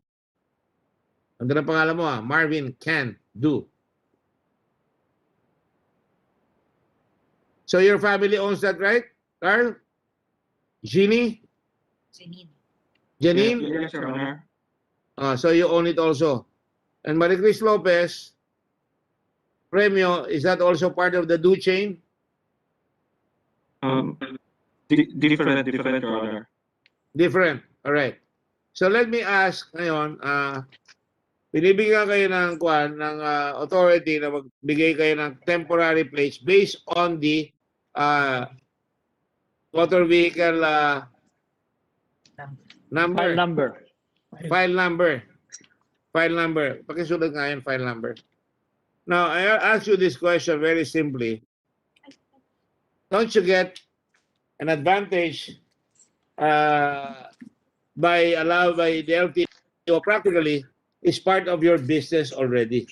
Samantalang dapat, there is an arm's length relationship with LTO. Hindi dapat nakikialam sa negosyo yung LTO. In fact, ang trabaho ng LTO is to issue plates. Di ba? That's why you register it with them. Now, to make a long story short,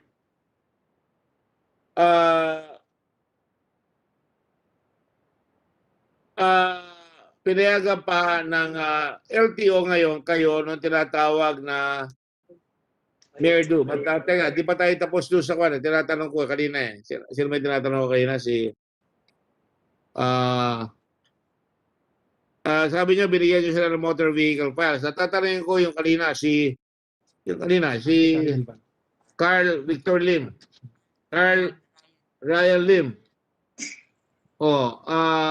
Kayo na nag-i-issue ng plaka, Carl.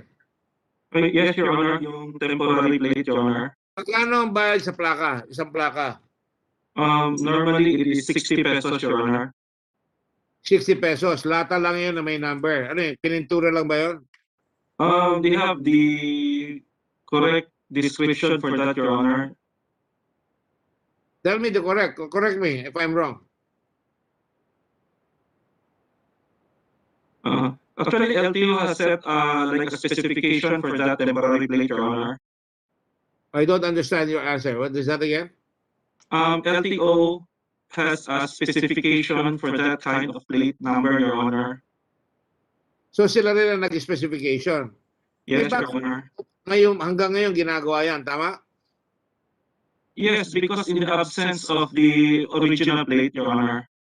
Now, ang tanong ko ngayon, back to Director ng LTO, si Galvante, General Galvante. Meron na kayong gawaan ng pabrika. Bakit nagagawa ng mga dealer na gumawa sila ng sarili ng plaka? Bakit di na lang kayong gumawa? Para nasisita nyo yung mga dealer, ito, mamimili, magraran kayo ng mga plaka, babayaran na tuloy sa inyo yan. Para nakalagay temporary. O kaya yun ang sinasabi natin na permanent plate. Ba't hindi nyo gawin yun? You just gave power to all the dealers to lord it over the lowly Filipino. Mahirap lang ako, ang siyang humahawak sa akin ngayon, hindi na nga LTO eh. Nilagyan nyo ng divide.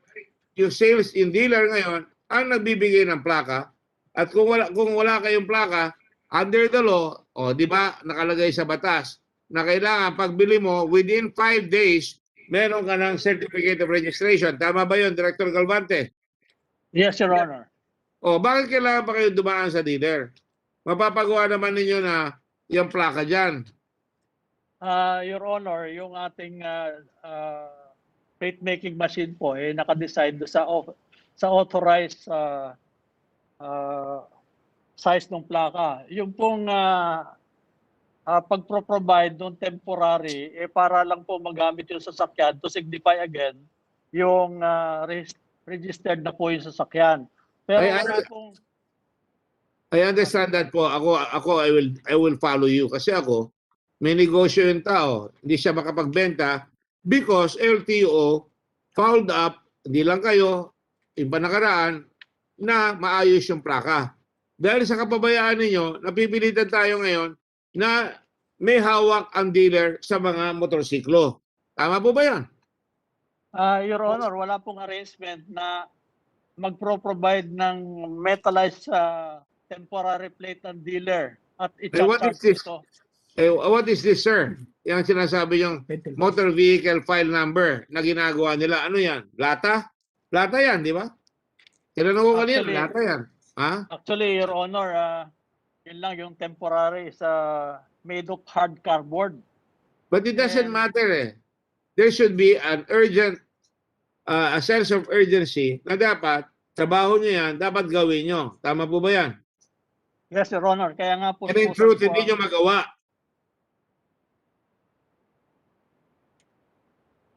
That is the naked truth. Hindi nyo magawa. Because ang mga bidding nyo ay lahat tainted.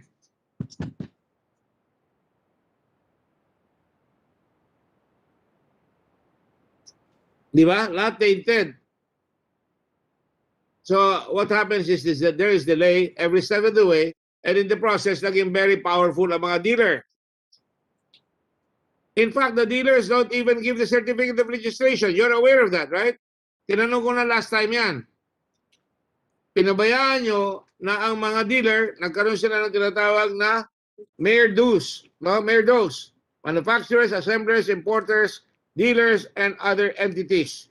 Sila ngayon ang nagbibigay ng registration. Actually, kayo. Pero pinalabas nila ngayon, walang plaka. Bibigyan mo lang kayo ng sales invoice, siya muna yan. Lalakarin pa namin doon sa taas ng LTO. Eh, wala silang plaka, kaya yan muna. So, anong power ang nakuha ngayon ng mga dealers sa mga taong bumibili sa kanila? Absolute power. Do you understand what I'm saying, sir? They have absolute power na pwede lang hilahin yan nang walang court order, walang replevin.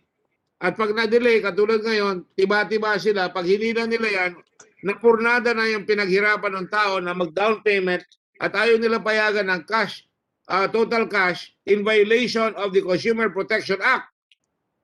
Ayaw nila payagan. So, ano nangyayari?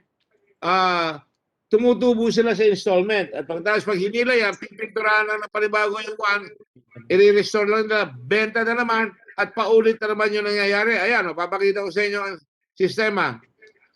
Ito, dangerous scheme. Pwede ba palabasin niya? Ay, nako. Saan? Kaka. Ito. Take a look. Yan. Yan. Buyer walks into the to purchase a motorcycle. Dealer issues sales invoice to buyer. Offers installment only. All right? Then, the certificate of registration is withheld in violation of law because that is supposed to be given to them. Right? It is supposed to be given to them within 5 days, correct? Sir? Yes, Your Honor. Ito po. Thank you po. Tuloy ko lang po, no? Bibigyan kayo dapat bibigyan ng official receipt. Wala yan. Bibigyan ng motorcycle plate. Wala. Ang ini-issue nila, yung motor vehicle file number. Right? You gave them the authority. So, ang nangyayari ngayon, may file number sila, nakukuha nila yung pera, actually gusto nilang pumadya. Pag pumadya, hihilahin nila. At wala nang court order na kailangan. Wala silang babayarang abogado para habulin yung motorsiklo. At ang masakit niyan, hindi pa nagbayad ng buwis. Hindi natin malaman kung ilan talaga ang biniling motorsiklo, binenta motorsiklo, at hindi pa nagbabayad ng tinatawag na encumbrances, fees, na para nakalagay doon sa certificate of registration. Kasi kung may certificate of registration, di mo ba tama na nakalagay yan? Ito, nakaprenda pa ito, motorsiklong ito. Sama po ba yan? Shuttle mortgage.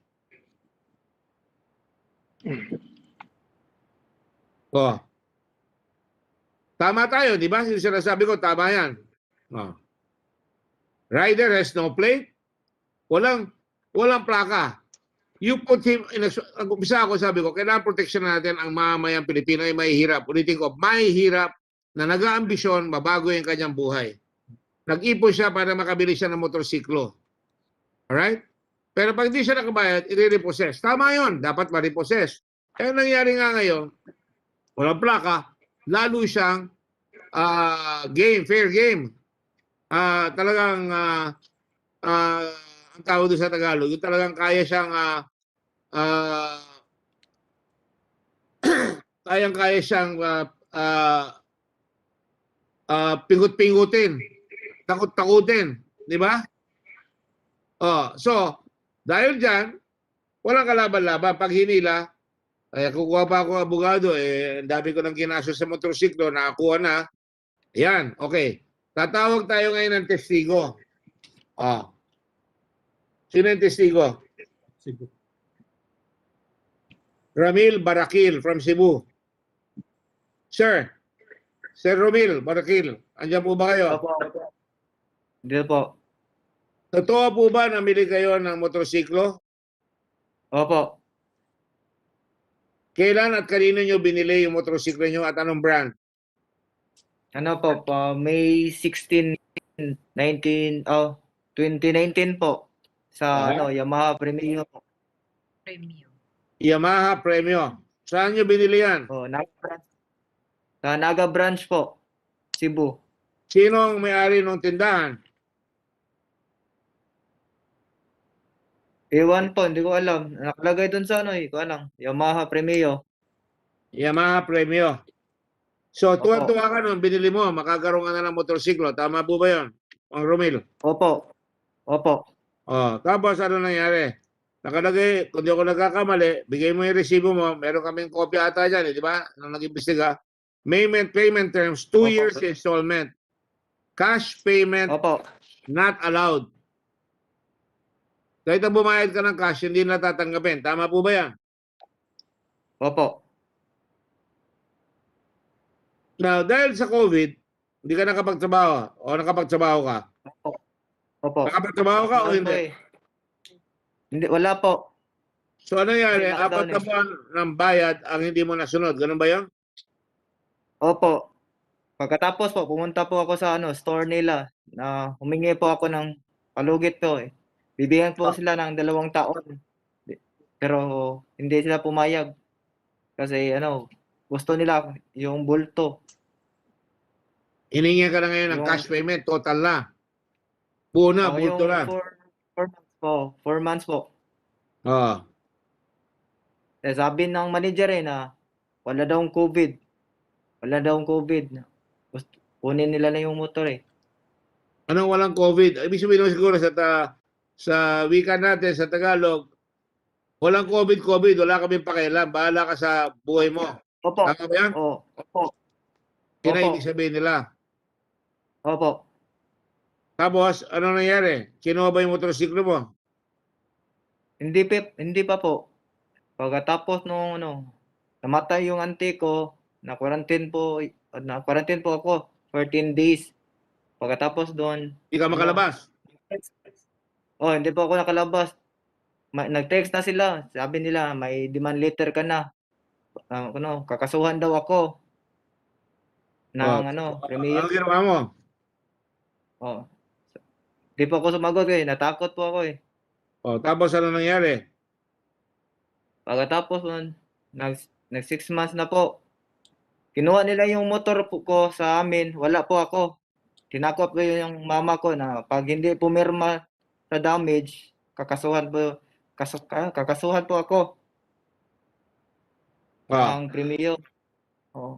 Hindi, pumayad na lang yung mama ko, pumirma na damage. Yun, kinuha nila yung tatlo, yung manager, yung collector. Pagkatapos po, nag-text sila na yung damage daw, babayaran ko. Pero yung motor nandun na sa store nila. Nirepo na nila, dinisplay nila. Kasi 6 months na lang po kulang yun. Matapos na po.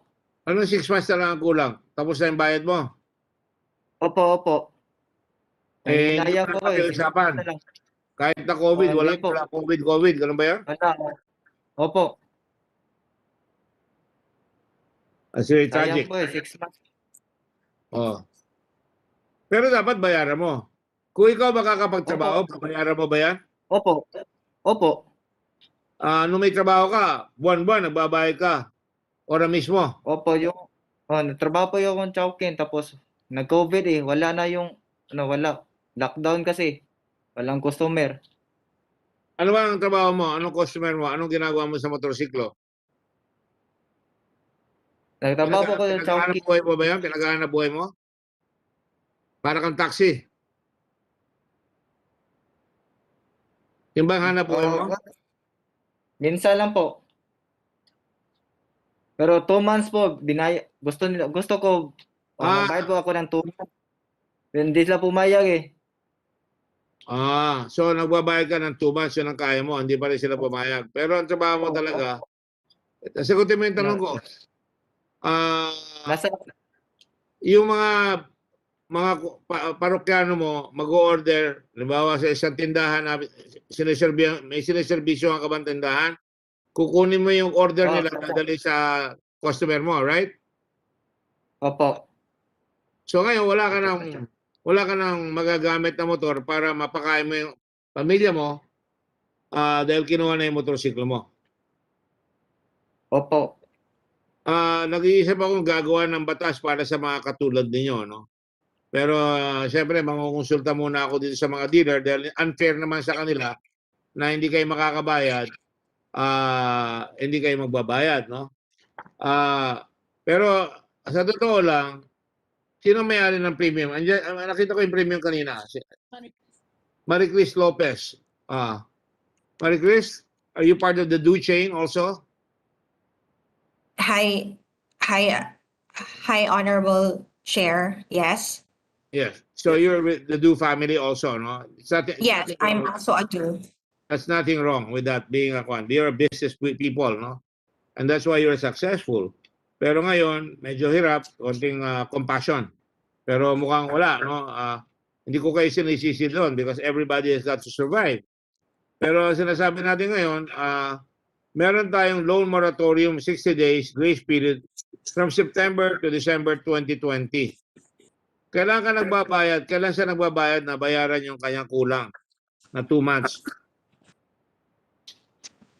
Napag-isipan ninyo ng mga Do family dahil hindi kayo yayaman kung hindi kayo nakapagbenta ng maraming motorsiklo sa mga tao, napagbigyan naman natin sila na kahit na paano yung hintayin natin makatapos tayo sa COVID pero dapat meron silang kasulatan.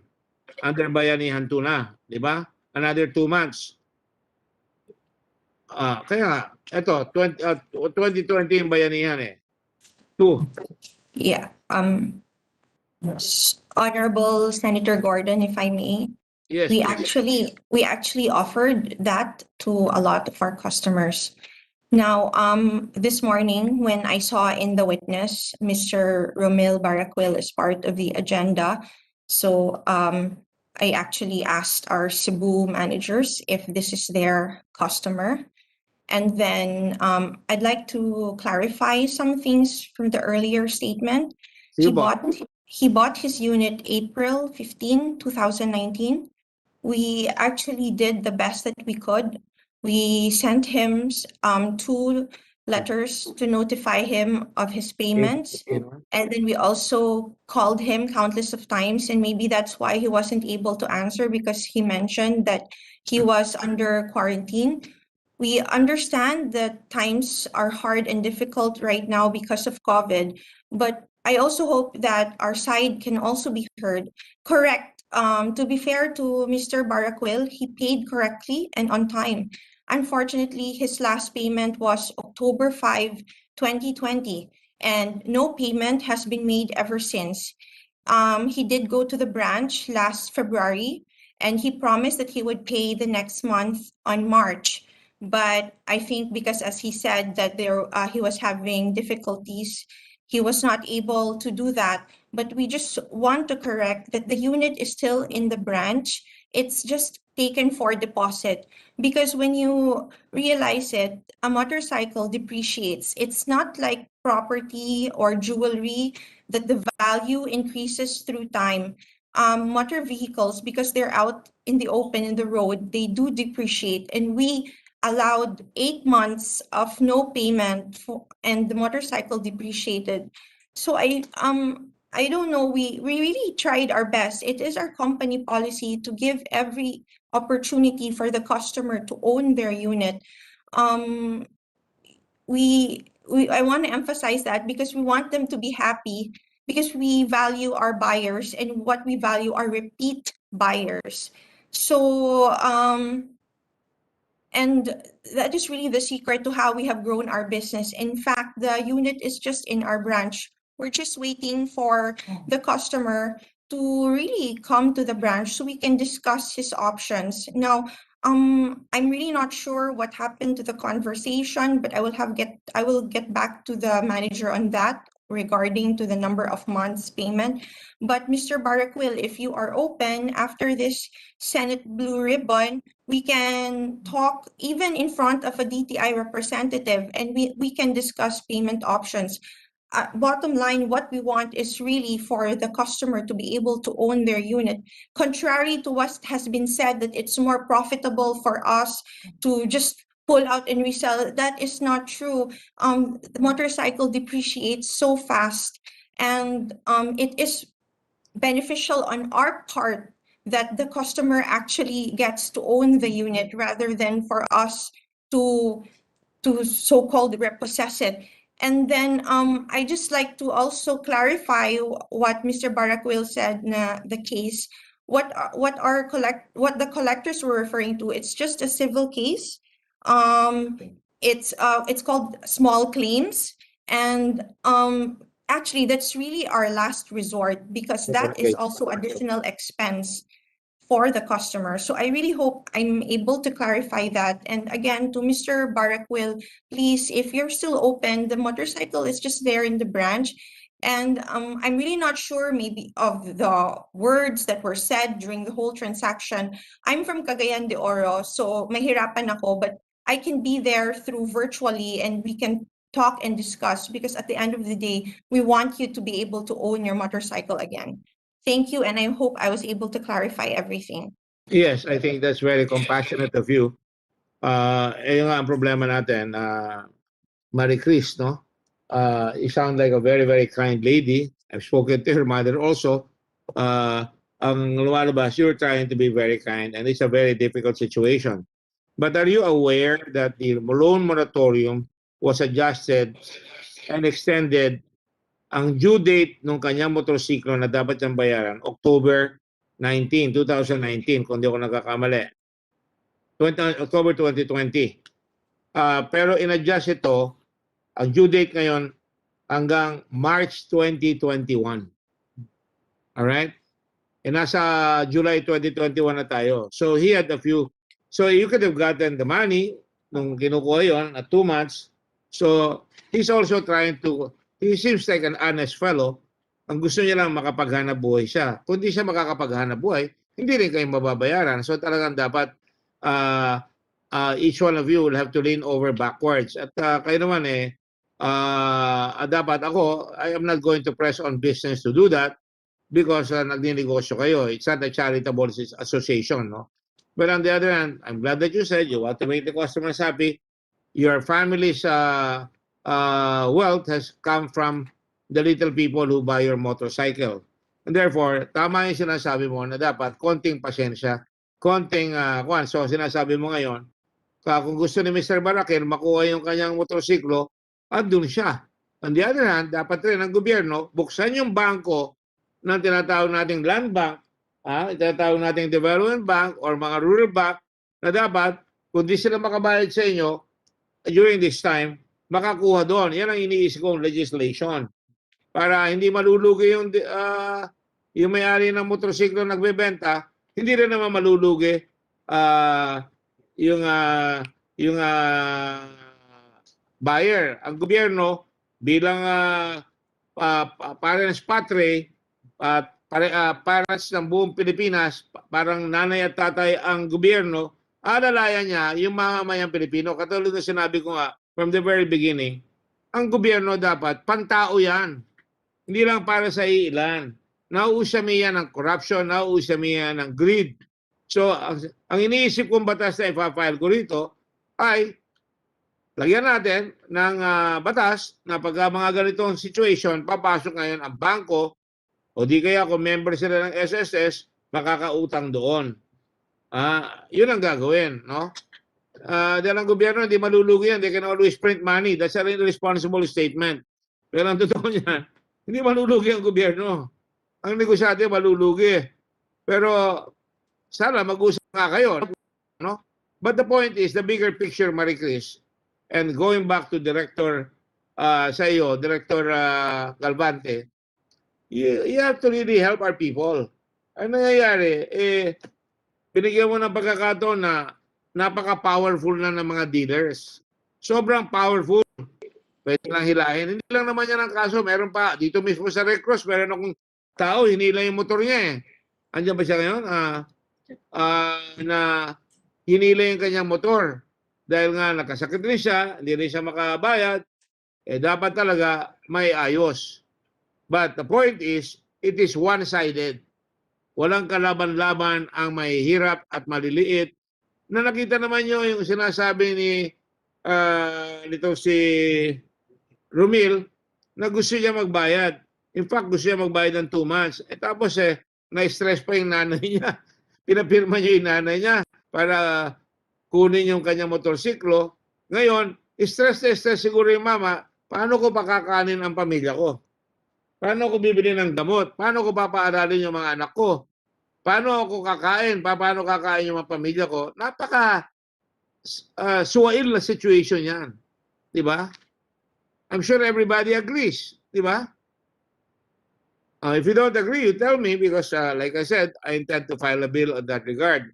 Pero still, ito mabuti, nadala ko itong taong ito. Ngayon, napakabuti ng kalooban mo, nakita mo ito, tutulungan mo siya. Kung gusto niyang kunin, magbabayad siya. Ikaw na mismo ang haharap sa kanya. Di ba yan ang pagkaintindi ko siya, Marie Chris? That's correct. And when you talk to him, what will you tell him? Magbayad ka lang kahit na paano, paunti-unti, hanggang mabalik tayo sa normal, and then mabalik tayo doon sa talagang bayad na buwan-buwan. Pwede ba yun? Yes, we do that actually with other customers. Well, he didn't do this with this particular customer, and that's why we got caught with this bad situation, right? That's why I will personally look into this matter, Honorable Senator Gordon. I appreciate that. Meron tayo doon sa Red Cross na isang tao doon sa na namili ng motorsiklo, binatak yung kanyang motorsiklo. Gian, did you take that on tape? O papakita ko sa inyo, meron tayong in-interview at ipapakita namin sa inyo. So maraming ganyan. Hindi lang ito para doon sa mga pumapatay na motorsiklo na ilan lang naman yon, pero still, malalaman natin kung ilan na talaga yan. So, ibig sabihin, ito, si Feli ito, hindi yan ang tunay na pangalan. Sige, tuloy. Sa work ko before na store guide, kaya kumuha ko ng Tour guide siya. time ng pandemic po, hindi na po ako nakapagbayad noon. Starting March until July. Kinuha nila yung motor, ma'am eh. Wala kasi ako sa bahay, ma'am. Tapos yung motor ko, iniwan ko lang sa bahay sa amin. Ang nakatira dun sa amin is yung anak ko, panganay, which is 16 years old. Tumawag yung anak sa akin na kukunin daw yung motor. Sabi ko, wag mo ibigay. Tsaka wag kang pumirma dyan kasi underage ka. Yun, pinuntahan ng kapatid ko, sabi ng kapatid ko na hindi kami pipirma dyan kasi wala yung kapatid ko na nagmamayari ng motor. That time, umalis yung kapatid ko. Tapos yung anak ko, di nila talaga tinigilan. Pinipili talaga na pirmahan ng anak ko yung papel. Kaya natakot naman yung anak ko. So pinirmahan niya, tapos kinuha nila yung motor. Sabi daw ng exam na hindi daw nila ibibigay pag hindi ako nagbibigay ng full na bayad doon. Ano po yung papel na pinapirmahan doon sa anak ng 16 years old? Hindi rin niya alam, ma'am eh. Wala kasing binigay na copy din sa amin. Sobrang sakit po. Kung pwede lang ako mag-absent sa work ko, pinuntahan ko na doon talaga si do exam. Kaso ngayon kasi sa work ko, hindi pwede muna mag-absent, ma'am. Ang pinaka-worst, yung pinipilit ba nila yung anak ko na underage, yun yung pinakamasakit. Parang na-trauma yung anak ko.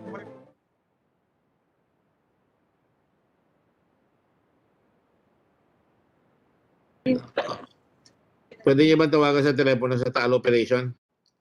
Yung tao namin sa Red Cross sa Taal Operation. Nakuha rin yung kanyang motor. Pero do exam yan. Yung sinasabi nitong testigo nito. No? Ang pangalan, ang do exam, ang nagmamayari, lumalabas Presidente and CEO, si Carl Ryan Lim. Carl, you heard the statement? Carl Lim? Yes, Your Honor. Is it your practice to get a motorcycle from a minor? Actually, that is not our practice, Your Honor. Before foreclosure, we communicate with the customer first like 1, 2, 3 communication, then we send them a letter. Then after that, we negotiate for customer to deposit the unit. In terms of, Did you give him the chance when you kinuha niya yung motorsiklo, nag-usap pa kayo? O sige, I'm not going to be liberal because I'm not in the business, no? Dahil ako, ang sasabihin ko, magbayad ka lang kahit na konti, unti-unti, hanggang makabangon na kayo. Pag nakabangon na kayo, full pay na kayo. Kung may nakakapagtrabaho ka na, pwede ba yung ganon? Kung hindi Yes, pwede, Your Honor. pwede. Ha? Yes, Your Honor.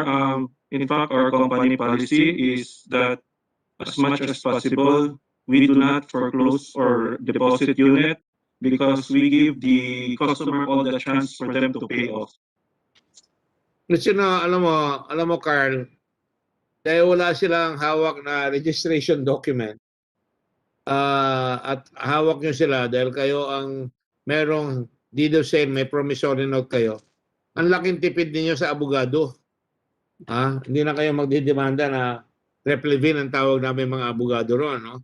Tapos lugi rin ang gobyerno dahil wala kayong ganyan, you're violating taxes na dapat bayaran kung iyan ay merong real estate mortgage. Hindi real estate mortgage, chattel mortgage, no? So, yun ang mga lumalabas dyan, Carl. No? I'm sorry, but I have to tell you that. So, yun lang ang gusto ko sabihin na even if you say hindi nyo ginagawa yan, maraming nagko-complain sa amin dito na nangyayari, talagang it's a very, very bad situation. Do you understand? Carl?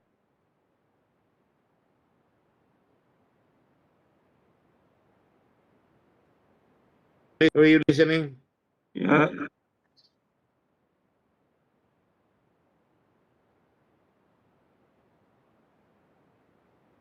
I have here a document. Nakalagay sa document na ito, penalties on overdue accounts. 1 to 2 months is the critical status of the accounts and the company demand payments in order to update the accounts. If no payments, mali pa yung English, has been made, no, dapat have been made, unit will be deposited, pull out in favor of DES. Alright? Mag-ingat kayo, sinagamit nyo, deposited. Pero ang totoo, binabago yung motorsiklo. Nirepossess nyo na yun. When the unit was deposited, mali pa ito English again, the customer is given the privilege to redeem, past tense, the ownership of the unit within a maximum period of 30 days after the date of deposit pull out. Ginagawa nyo ba yan? Yes, Your Honor. Even under COVID circumstances? In fact, during the COVID period, Your Honor, we extended our terms to 1 to 3 months, Your Honor. Yeah, because that is the law. Unlike it is different, Your Honor, because we do not demand the full 3 months on the 3rd month. We extend on the last 3 months of the term. Okay. I respect all of you, all right? You're honest businessmen, pero I'm not going to say in toto that your practices are honest and above board because hindi kayo nabibigay ng chattel mortgage, the government loses money. You don't have chattel mortgages, right? You do not register the encumbrance on a certificate of registration. In fact, you don't even give the certificate of registration na nakalagay yung encumbrance. Paano which, pag nagpa-encumbrance kayo, lalabas doon sa certificate of registration na merong sabit yon, may encumbrance yon. Hindi niya may bebenta yon nang walang pa yung tulot sa inyo. So it protects you and it protects the buyer. So when you don't do that, hindi kayo nagbabayad ngayon ng documentary stamp tax. Correct? Don't go into that because I don't want to. Mamaya, papakialaman na kayo ng BIR. That's my advice lang. So, bahala kayo because all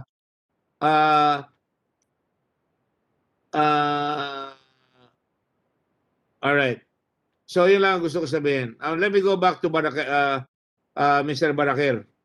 Payag ka ba na isinasabi ni Marie Chris kanina na mag-usap kayo at babayaran at Babalik sa yung motor mo, pero may bago kayong kasunduan na magbabayad ka. Payag ka ba doon?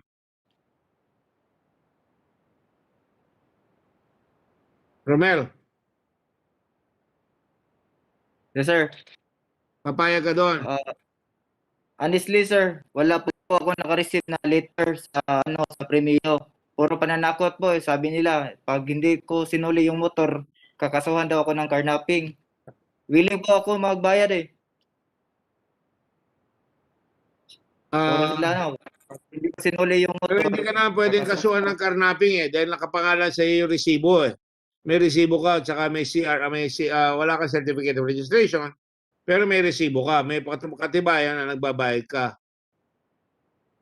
Ang carnapping, pag ninakaw yung motor mo, ibang kaso yun. Kaya medyo nangangaya yung nagbenta sa iyo. Nangangaya sa pananakot. Kung ikaw ay medyo hindi matalino o hindi ka nag-aaral masyado, tatakot-takutin ka na lang palagi. Yun ang pinaglalaban ko rito para sa lahat ng mga mahihirap na bumibili ng motorsiklo para gumanda naman ang kanilang buhay. And ayon dito sa Consumer Protection Act, by taking advantage of the consumer's physical or mental infirmity, ignorance, illiteracy, lack of time, or the general conditions of the environment or surroundings. In other words, yung nagbenta, sinasamantala yung bumili, yung customer, sa physical, because mahina ang kanyang katawan. In other words, nanggugulang, nilalabangan, kinukutungan, lahat na yan kasama. No? Dahil sa mga kondisyones ng environment, ngayon meron tayong COVID, di ba? Hindi siya makabayad, hindi siya makapagtrabaho, kasamantalahin para makuha niya yung motorsiklo, kumita na kayo sa installment, pag binenta niyo, kikita pa kayo uli. Induces the consumer to enter into a sales or lease transaction. Ayan. Andiyan yan, covered lahat ng law. So please, do not go into that because I might recommend that the BIR examine all your books. Alright? Yung sinasabi nyo, kung nakikinig ka BIR, hindi ko inaalis sa kanila that they can examine yung motu proprio. Motu proprio, ibig sabihin, hindi na kailangan silang utusan, gagawin nila ng sariling kusa. Now, Romel, payag ka ba doon sa sinasabi ni Marie Chris? At least isa, mananalo kahit pa paano. Isa makakabalik sa motor. O mag-usap na lang kayo doon, bahala na kayo. Sinabi na here sa TV, mag-usap kayo doon. Okay ba? Romel? Okay po. Okay, sir. Makikipag-usap ka. Makikinig na lang kami dito. Yung mga tao sa Blue Ribbon, tutulungan ka na lang. Opo. Para hindi ka malulunod lalo. May pamilya ka ba? Wala po, pero big winner po ako. Breadwinner. Bakit? Opo. Sino ang pinagkakabuhayan mo? Para kanino? Ang mama mo? Ang pamilya ko, marami po kami. 10 pangalawa po ako, 10 po kami. Kailangan bumili ng tatay mo ng Trojan.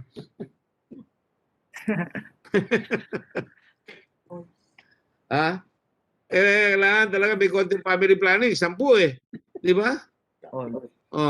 Opo, madami. Alright. So, sige, mag-usap kayo. Tignan natin, baka sakali, may panalo. In fact, may panalo na rin itong Blue Ribbon dahil ang DTI, sinabi ng DTI sa kanilang memorandum order, administrative order,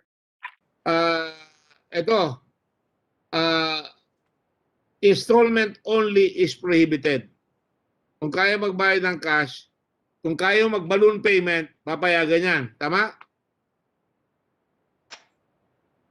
Tinatanong ko ngayon yung mga nagbebenta ng motor. Dealer. Under Department Admin Order number 2103, magkatapos natin mag-imbestigasyon, sinabihan ko si Secretary Lopez, pakitignan mo, tulungan mo yung mga tao, tumulong naman kaagad. Di ba? Ayan na yung Department Order. Effective April 2021, installment only scheme is prohibited.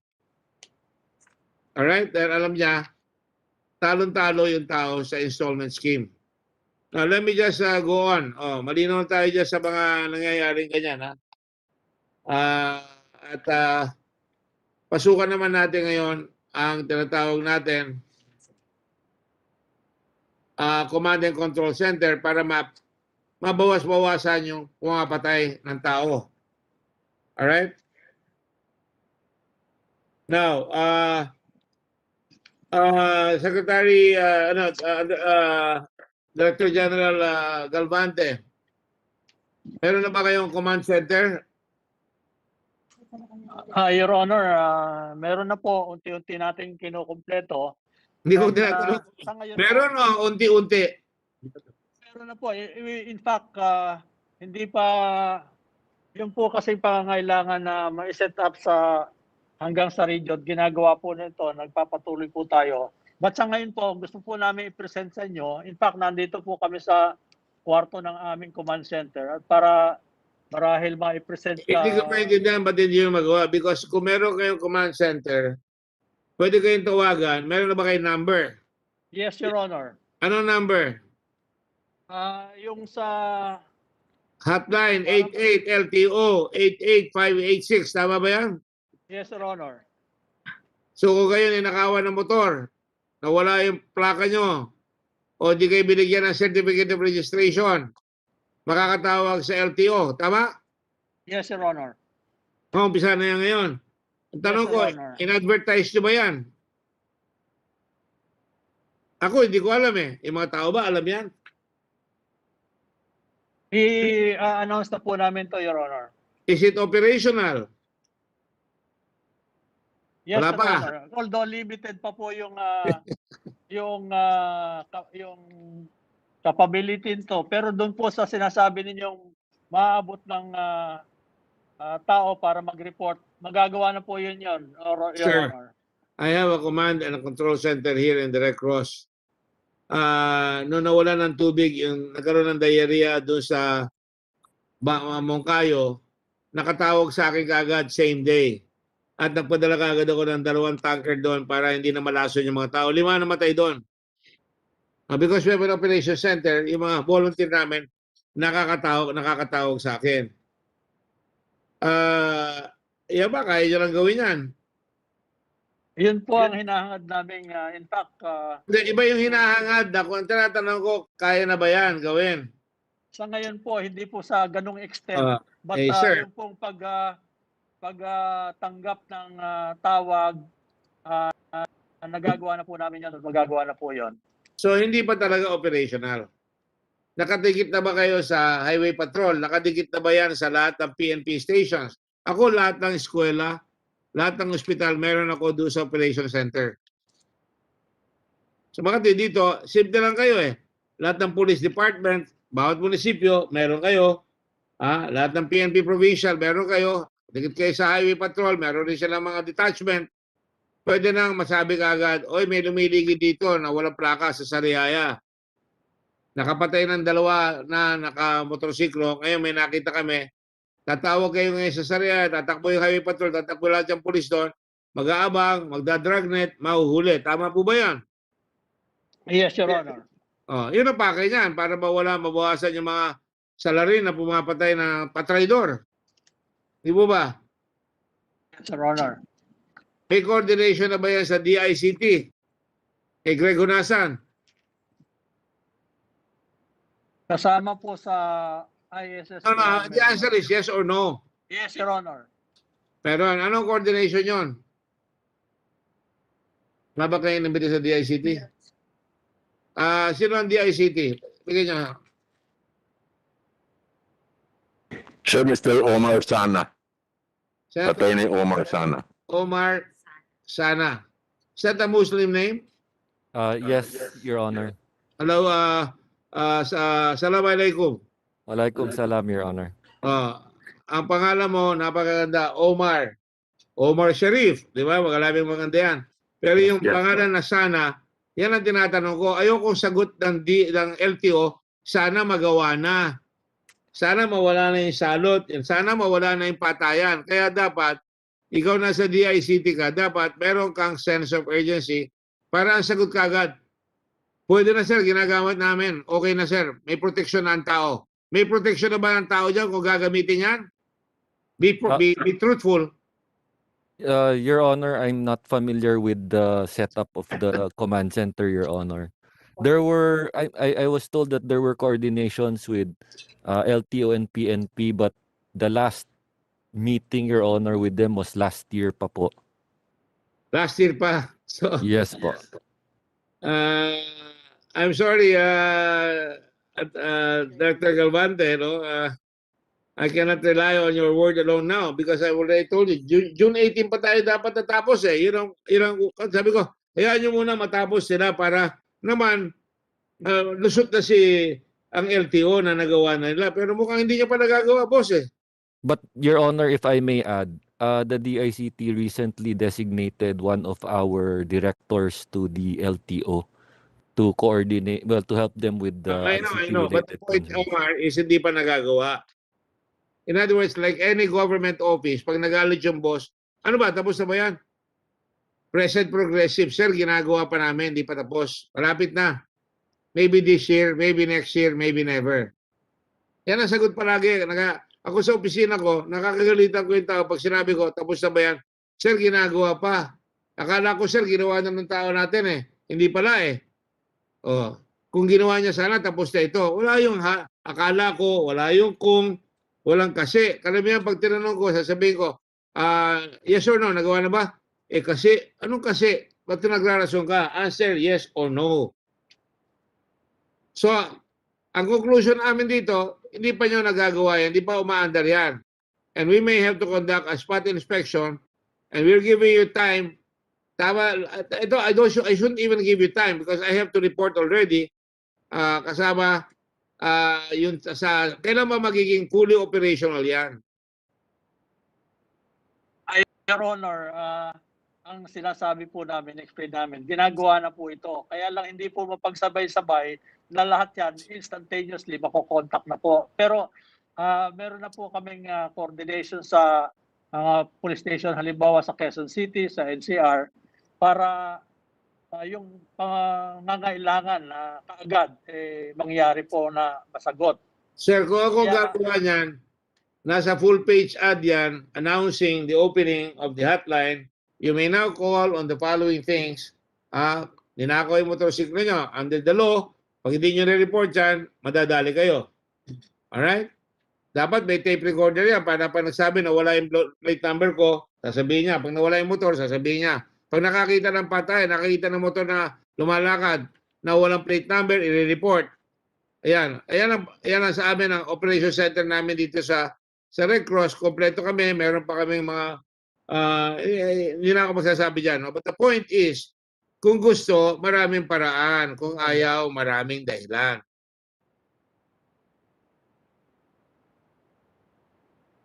Ano nyo, ako ginawa ko rin yung plebs, no?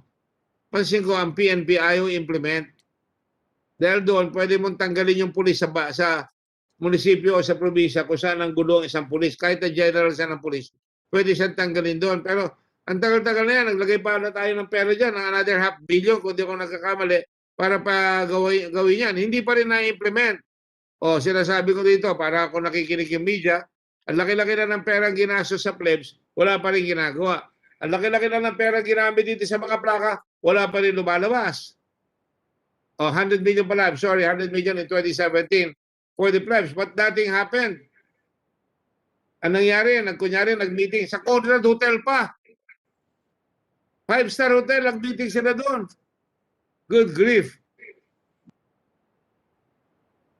Wow, talaga. Tama yung sinabi ko sa una eh. We are practically parang acting like a failed state.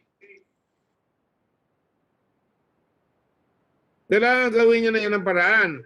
Nahihirapan tayo sa COVID, dahil hindi tayo nakabili kaagad. Alam ko, lahat ginagawa ng IATF, pero nagbagulo tayo, tinitira rin natin ng IATF dahil hindi nagagawa.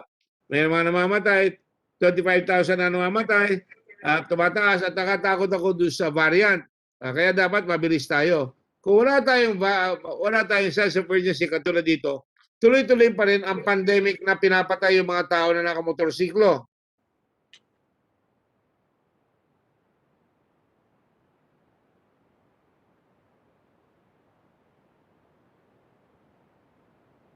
Hindi raw magamit ang totoo ba ito? Hindi raw magamit ang command center kasi wala pa namang majority production ng plate number. Tama ba yan, Director? Sino yung Vic? Si Vic sa Bolones. Oh. Sige. Sir, ano sagot nyo? Totoo po yun. Hindi pa nagagawa yung karamihan ng plate. Pero pwede po tawagan ng command center para ipaalam kung merong kailangang aksyon na hinihingi. At the very least, pwede tawagan. Oh. May pumatay dito sa kanto namin. Mayroong plate number. Ito binagay. Okay, walang plate number. So, makakatawag na kayo. Kung binaril doon sa Quezon City, sa, let's say, sa isang lugar doon, kaagad, mapapatakbo kayo ng all points bulletin doon, right? Pwede pong mangyari yun. Pwede namang gawa yun po. Hindi, talagang pwede. Hindi ko naman igapagawa sa inyo kung hindi ko alam kaya eh. Hindi kaya eh. Kaya eh. Kaya. Yung option namin, pag may sunog, alam namin kaagad. Puputok pa lang ang Taal Volcano, nakahanda na kami dahil nagre-report na yung mga volunteers namin sa baba.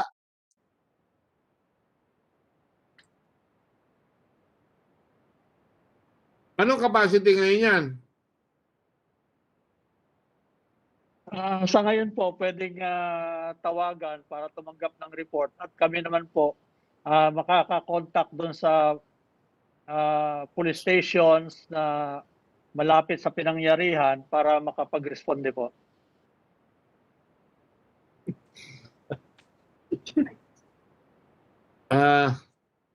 Nahihirapan ako, dapat matapos na tayo dito eh, no? Bigay mo sa kanya. Dapat tapos na tayo dito pero every time we talk, hindi pa tapos. At hanggang ngayon, hindi pa nasa-settle kung ilan ang ginagawang plaka hanggang ngayon. In fact, I hear you're asking for 2.5 billion. Yes, Your Honor. Sinabit nyo na ba sa budget nyo yan? Sinama po namin sa budget. Can you imagine, Secretary Galvante, di ba, you have the rank of Undersecretary? Assistant Secretary. Assistant Secretary. Hindi ba natin nakikita na talagang yan ay urgent na kailangan yan at dapat nagagawa natin yan kagad dahil maraming namamatay.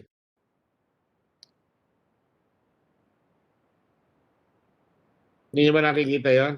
Yes, Your Honor. Meron po kaming laging hinihing pondo para sa plaka. Pero ito pong malaking portion po nito, yung mga plakang hindi na issue, 2017 pababa. Pati na po yung kailangang palitan dahil po doon sa bagong batas, kahit na meron ng dating plaka, kailangan palitan yon, compliant with the new size as required by 11235.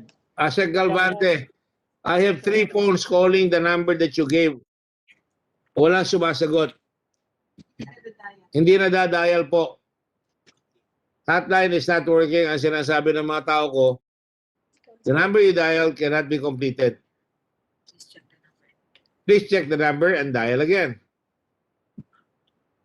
Yan ang susunod kong hanap buhay. Mag-operator na lang ako na ginagamit yung boses ko. Dahil kikita ako dyan dahil maraming hanay ng gobyerno, hindi umaandar. What do you say about that? We just check. Sabi nyo, pwede nang gamitin kahit na paano. Ayaw, wala sumasagot.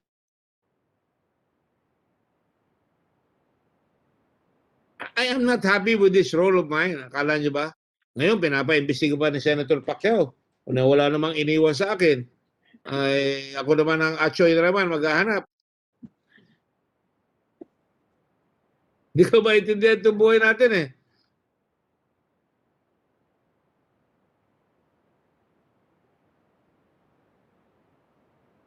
Pag binuksan niyo yung option, maraming tao magbo-volunteer dahil nakikita na malaking pakinabang ng tao dyan sa option na yan. Pag may nakita silang motorsiklo na walang plaka o nagnakaw ng motorsiklo o may binaril, kaagad makahagip kaagad yan. Halimbawa, katulad sa Subic. Subic na yan ha. Asek Galvante. Subic na yan. Binaril si Dominic Sitin. Alright? Dapat, kaagad, the Subic Police should call OPSEN. Right? Ayan, Para sa ganon, malalaman kaagad kung sino ang bumaril, mahuhuli kahit pa paano. Ayan, oh. Oh. Tapos sumakay sa motorsiklo yan. Ayan, tatakbo. Nakipagbarilin pa doon sa security. Ang galing bumaril, talagang kinero. Natamaan pa, oh. Tingnan mo. Mahina yung security ni Dominic. Natamaan pa. Tapos sumakay ng motorsiklo, tumakas. Kung meron tayong option, kaagad, napaabot na kaagad sa Subic Police yan, doon sa Subic Bay Military, Subic Bay SBMA Law Enforcement Division. Wala kaming pulis law enforcement lang kami. Dapat nahuli kaagad. Pero hanggang ngayon, wala. Walang mahuli. Sabihin, case solved. Wala pang case solved yan. Oh, tapos na ako dyan sa hirap na ako sa LTO. Wala pa tayo doon sa gagawin yung pag-check up ng mga sasakyan, ha? Ha? Private Motor Vehicle Inspection System.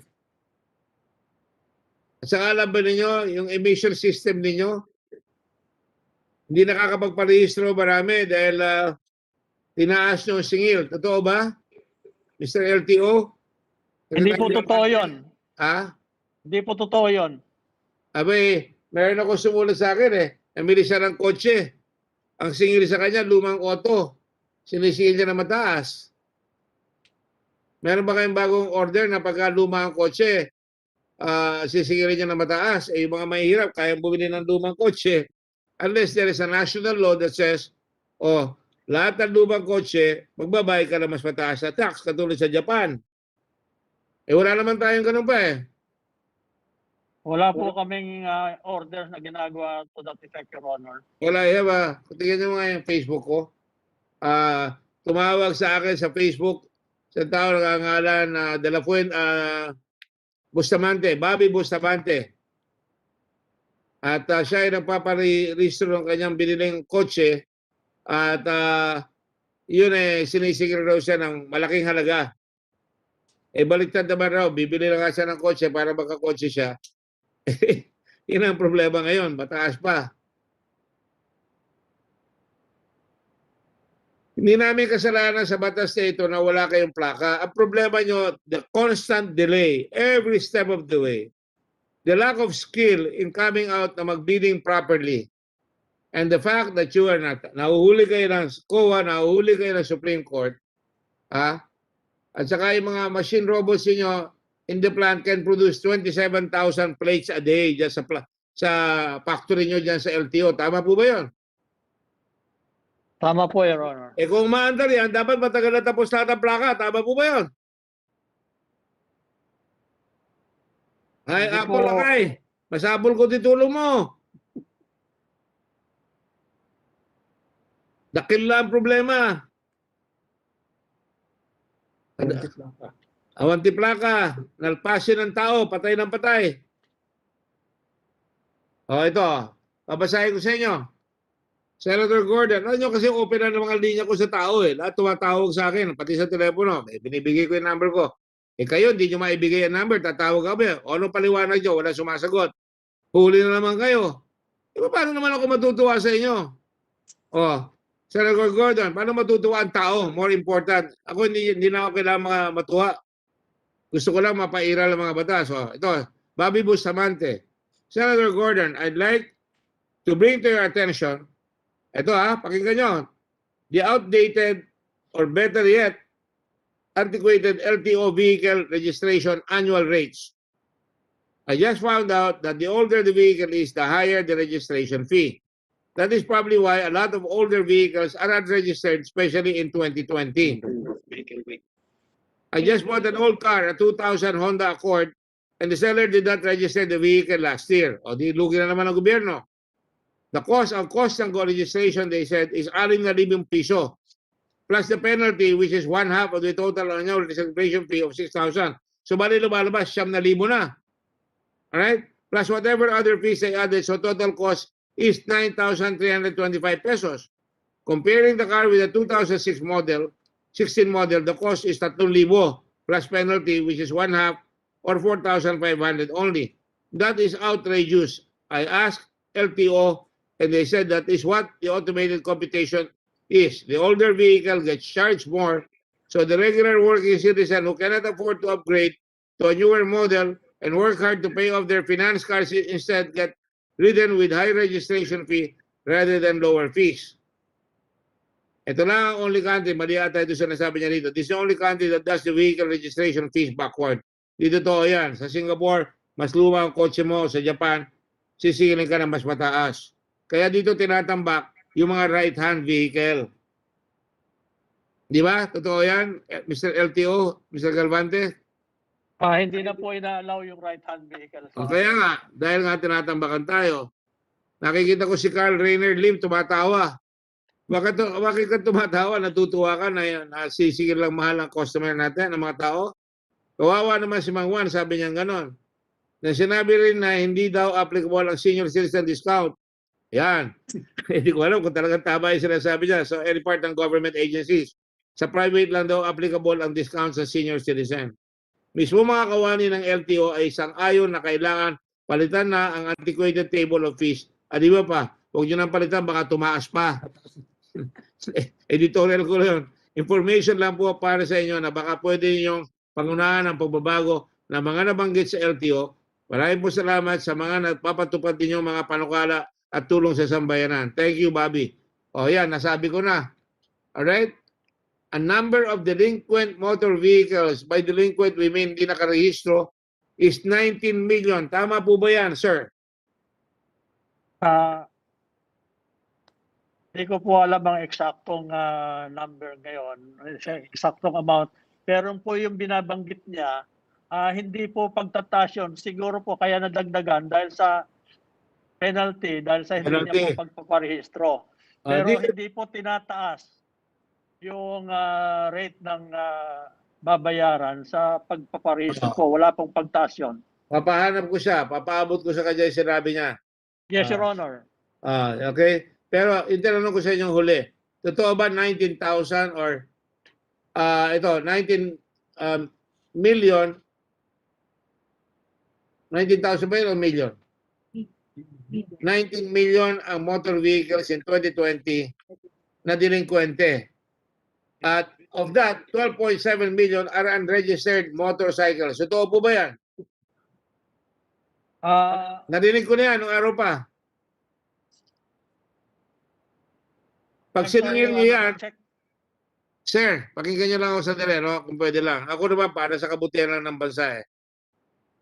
Nawalan tayo ng bago na refurbished na C-130. Kung bibili ka ng C-130 na gano'n, ang bayad dati sa Amerika, mahina ang 2.5 billion pesos. Baring 3 billion pesos. Eh kung maparehistro niyo lahat yung motor vehicle na yan, may pambili tayo ng motor na siguro ng C-130. You're a soldier once upon a time, right, sir? Yes, Your Honor. Were you army or police? PC po bago nag-PNP. PC. Ang dinalam ng mga bata yung PC. Philippine Constabulary. Yung iba sabi police character raw. Pero ang tanong ko sa inyo, yung PC nawala, alam nyo kulang na kulang ang gamit ng ating mga kababayan. In fact, kailangan natin bumili ng C-130. Sabi ko nga kay Secretary Lorenzana, kung mahuhuli nyo lahat yan, mag-all out tayo, maraming magbabayad. Kung magbayad yan, at least may pambili tayo. Pwede po ba yan? Yes, Your Honor. Pag nagbayad itong mga hindi nakarehistro ngayon, nag-ayos yung plaka, kikita tayo, kikita ang gobyerno. Hindi kayo, gobyerno. May pambili tayo. Tama po ba yun? Tama po, Your Honor. So, kailangan efficient ang DOTR. Right? Yes, Your Honor. Well, nagtitimpi lang ako, pero I think the final question I have is to go back to thank you, sir. Malinaw na sa akin ang problema. May I ask General Alex? Ano family name ni General Alex? Tagum. As in Davao. Tagum. Yes, sir. Do you have the number Yes, of sir. people killed by riding in tandem? Sir, based on the records of the Directorate for Investigation and Detection Management Case Monitoring Division, there are 19,681 incidents involving motorcycle riding suspects covering the period of January 1, 2016 to June 30, 2021, sir. So in a period of 5 years, you have 19,681 cases ng incidents that include murder, homicide, physical injuries, rape, robbery, carnapping, and theft. Is that correct, sir? Yes, sir. Do you think that is a very manageable number, or that is a pandemic? Remember, I'm sure you're a graduate of PMA. You're honorable. PNPA ba? PNPA ka ba, Major Alex? General Alex? PNPA. It's also equally honorable because pag tinatanong ang bata ngayon, hindi na army ang gusto na. Gusto ko magpulis. Ewan ko kung bakit. Alam mo ba kung bakit gusto magpulis? Malaki sweldo at ewan ko pa ano pa meron. Ano pa ang fringe benefits. But I'm asking you now as a professional officer, that is a pandemic to me. Ilan dyan ang namatay? Murder, 7,123. And as of today, sa bilang namin, naka 152 na ang patay. Pakita nyo, ilang teacher? 2. Ilang journalist? 1. May piloto? 1. May engineer? 1. May farmer? 2. Lawyer? 3. Unionist? 1. Journalist? 2. Teacher? 2. Government employee? 9. Government official? 20. Public police officer? 12. And ordinary civilians? 92. Bihira, nasosolve natin yan. Nung bata ako, pinapanood ko yung Highway Patrol starring Broderick Crawford. Alisto yung mga hagad, alisto yung mga motor, at ano yan? 12.7. Hindi na eh. Anyway, hindi ba? General Alex? General Sagu? Yes, sir. That is correct, sir. So what can we be done about that? The Blue Ribbon Committee will submit a report and I'll copy furnish Chief PNP Elizar. Believe ako kay Chief Elizar. She is by far one of the most dedicated so far na police officer na gumagalaw. Kilala ko yan nung pang bago siya maging hepe ninyo. Mabilis siyang kumilos. Alright? And I would expect the same from you, General Alex, na dapat kalabagin natin ang LTO kung matapos na itong problema ito because holistic yung problema natin. Nakita nyo, iniimbestiga natin sa killings, sa taxes na hindi nakukolekta, tapos sa panglalait ng mga mahihirap na bumibili ng motorsiklo, right? Yun ang marami tayong nakukuha ang mga natututuan dito. Kailangan magawa natin yan. Lalo na dito, pagka pinapatay yung tao, can you imagine, teacher, babae. Babae, Kuya Alex, pinapatay. You got it? Yes, sir. Aren't you appalled? Shocked? Appalled? Afraid?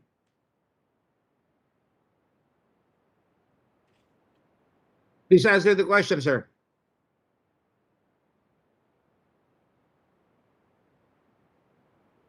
Aren't you appalled? The streets of this country kailangan payapa ang mga tao. Tapos gagawin pa lang teacher gunned down in Quezon Province. Isa ba lang yan? Ito, hihingi ko sa inyo, favor. 2 na yung teacher na pinapatay sa Sariaya, Quezon. Yung unang teacher pinatay noong January. Itong bagong teacher, si ano babae? Marilu Lagaya, pinatay, June 29. Ano kaya ang reaction ng mga bata na pinatay yung kanilang teacher at hanggang ngayon hindi nasosolve? General Alex. Sir, Baka hindi na magpulis yung mga bata.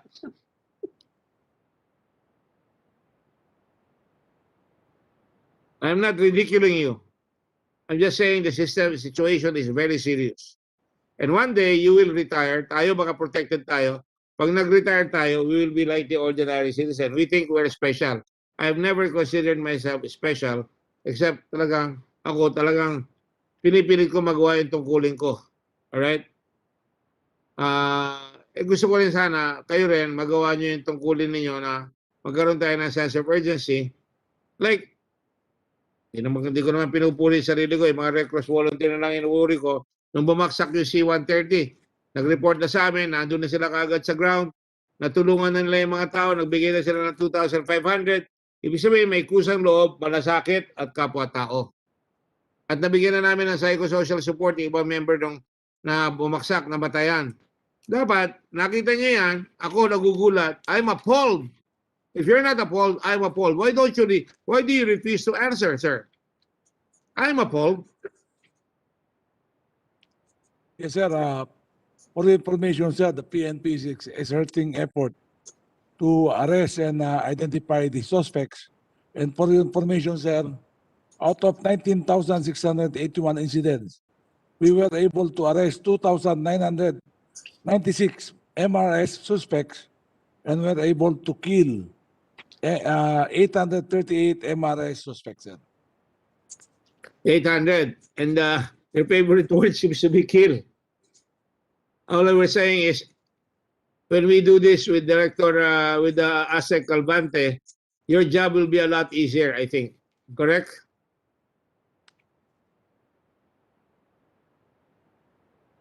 Yan Tagum? Yes, sir. Why do you hesitate to answer? I've never seen a police officer na nag-hesitate. Is there a problem? Pag ginawa ito, mas mabilis tayo makakasolve ng kaso, correct? Yes, sir. Yun lang sinasabi ko. And are you planning for that? Pag umanda na, Hallelujah, Allahu Akbar, nagawa na nila ng LTO, na-under na itong kanilang command and control system at kasama kayo dyan, di ba giginhawa ang tao dahil mas mabilis kayo na matutulungan na madla? Yes, sir. Are you preparing for the system that you're going to have to create para the public will know and your system will be friendly and will be fast? So Yes, for sir. the people of this country? Yes, sir.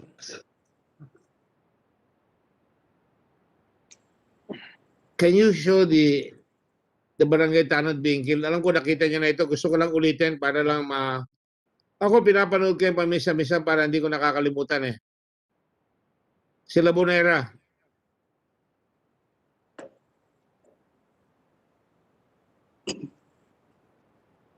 Ayan. Tumayo na yung si barangay Tanod.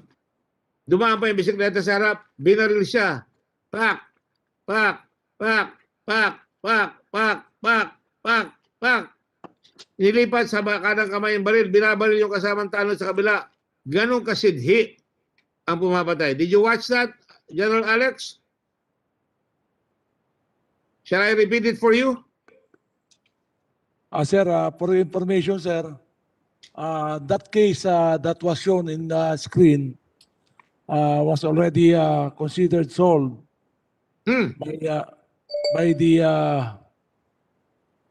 by the Florida Blanca Police with the filing of a murder case against Walter M.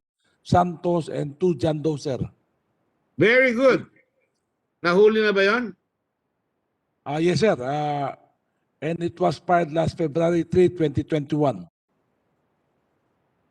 So, kahit na paano, because nilabas natin ito at nilabas sa media ito, at nagtulong-tulong tayo lahat, nagkaroon ng sense of urgency ang kapulisan. Correct? Opo, sir. Nahuli. Dapat Opo, sir. purihin kayo. I commend the local municipal police. Ano ba yan? Florida Blanca? Florida Blanca Police, sir. Can you send me I will contact the mayor if I have to. kinakasuhan na ba yan? May fiscal na naghahawak niya? Yes, sir. Without bail yan. Yes, sir. Meron na po suspect. Alam mo yung pangalan? Sir, Oh. the name of the suspect is Walter M. Santos. Walter M. Santos. Oh. And 2 John Does, Your Honor. And? 2 John Two Does, John sir. Does. Tatlo ba sila nakasakay sa motor? Dalawa lang yung nakita ko. Sir, according to the investigation, sir, merong spotter, sir. Kasama nila. Spotter. Yes, sir. Eh bakit ano naman papatayin nila doon sa taong wala man lang sweldo na regular? Ano yun, hindi binayaran sa wedding? Sir, I don't have the background on that case, but we will submit the report if you will. I would be honored and favored if you submit to us the report right away if that is possible. Because that shows, pag nangalampag, and I recall the case of Judge Rosales. When I became senator, that was the first speech I made on riding in tandem. And by the way, that case was also solved. The guy who had him killed was a known drug lord in Muntinlupa. What's the name of that guy? Huh? Herman Luna. Luna Agoho yung suspect na huli. What? Herman Agoho. Sentenced to death for drug pushing. Galit na galit siya. Yan kay Judge Rosales. Nagpunta sa akin yung asawa at anak. Nag-privilege speech ako. Tinawag ko sila, General, at that time, I don't know kung sino, nakalimutan ko lang sino yung General. But, nahuli na ito uli, na nandun sa loob ng preso. Ganun katindi. Kaya galit rin ako, nung pinapatay ang tatay ko, General Alex, pinapatakas sa preso yung mga pumapatay sa tatay ko. Kaya dito, pag lumalaban ka sa mga ganyan, mga salbahe, gagawa sila lahat ng paraan. Papatakasin yung tao sa bilanggo para makabalik pagkatapos magawa yung pagkakasalarin, no? So, ayan, kita nyo, pag kinalampag, di ba? The noisy wheel gets the oil. Pag kinalampag, makakulang atensyon ng ating kapulisan, marami pa rin mabubuting tao sa pulis na solving yung kaso. Do you agree, sir? Yes, Your Honor. Do you agree, General? Po, sir. Yes or no? I didn't hear you. Yes, sir. Yes, Your Honor. Good. Good. Then there was that case also of a young lady, a call center agent that taught in UP. Omar, she was part Muslim. Lumabas siya doon sa call center. Piniprivilege speech ko rin yan. Pinakukuha ko nga lahat yung privilege speeches ko. Ang dami yan eh. Tinabloot siya. Sinakay siya sa taxi. Pinahanap ko kay General Aglipay. Nahuli yung mga pumatay doon sa bata. Nagpunta pa ako sa libing. Hindi ko kilala yan. Nagpunta ako dahil nakakaawa talaga yung bata. Gifted student. We cannot allow our people to be killed like this. Hindi natin dapat payagan na nanonood lang tayo. I hope one day we can all meet, Alex, mapag-usapan natin kung paano natin makatubaka meron kayong champion sa Senado na paglalaban yung kakulungan dyan sa HPG para lalong tumindi ang kagabitan nyo para matulungan natin ang mga tao. Tama ba yan? Okay ba sa inyo yan? Yes, sir. We will comply, sir. I will always fight for people like that. Yung mga ginagawa ngayon. Kaya ako, yung C-130, gusto ko padagdagan. Nung araw pa, hindi lang ngayon. Nung araw ko pa sinasabi, dagdagan ng C-130. Dahil pagka magkagulo sa isang lugar, wala tayong sasakyan, madadala yung mga tao natin o ma-evacuate yung tao. So, ganun rin dito. We have to keep calling the attention. Masugid natin susundan yan. Okay? Thank you, Alex. Thank you, General Alex. Maraming salamat po, sir, Your Honor. May I request you to submit to us regularly sa Committee ng Blue Ribbon monthly report on the status of killers on riding on motorcycles and thieves riding on motorcycles. Would that be possible, sir? Sir, we will coordinate with the concerned office ng National Headquarters sir, ng Philippine National Police. No, I'm just asking that kayo, kunin nyo at padala nyo sa amin sa Blue Ribbon para kasi we take personal interest in this. And besides, I will lead it for the budget. I'll be asking questions about this for the budget. Yes, Your Honor po, sir. By July, 26, we're back and we're going to be taking up the budget of every department. That's why I was asking ASEC Galvante, he needs another 2.5 billion, right? I think you better prepare ASEC why you need the 2.5 billion because mahirapan tayo pagka ganyan ang performance natin. Yes, Your Honor. Okay, on that note, I will thank everybody. Director General Rudy, are you still there?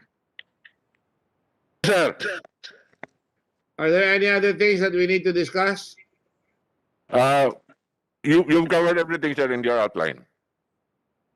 Sorry? The things in your outline were covered, Your Honor. Thank you.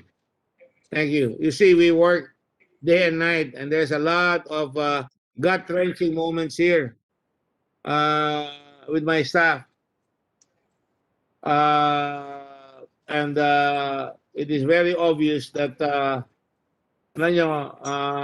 alam na natin ang problema. Katulad itong bansa natin, alam natin kailangan mapalayas natin yung COVID.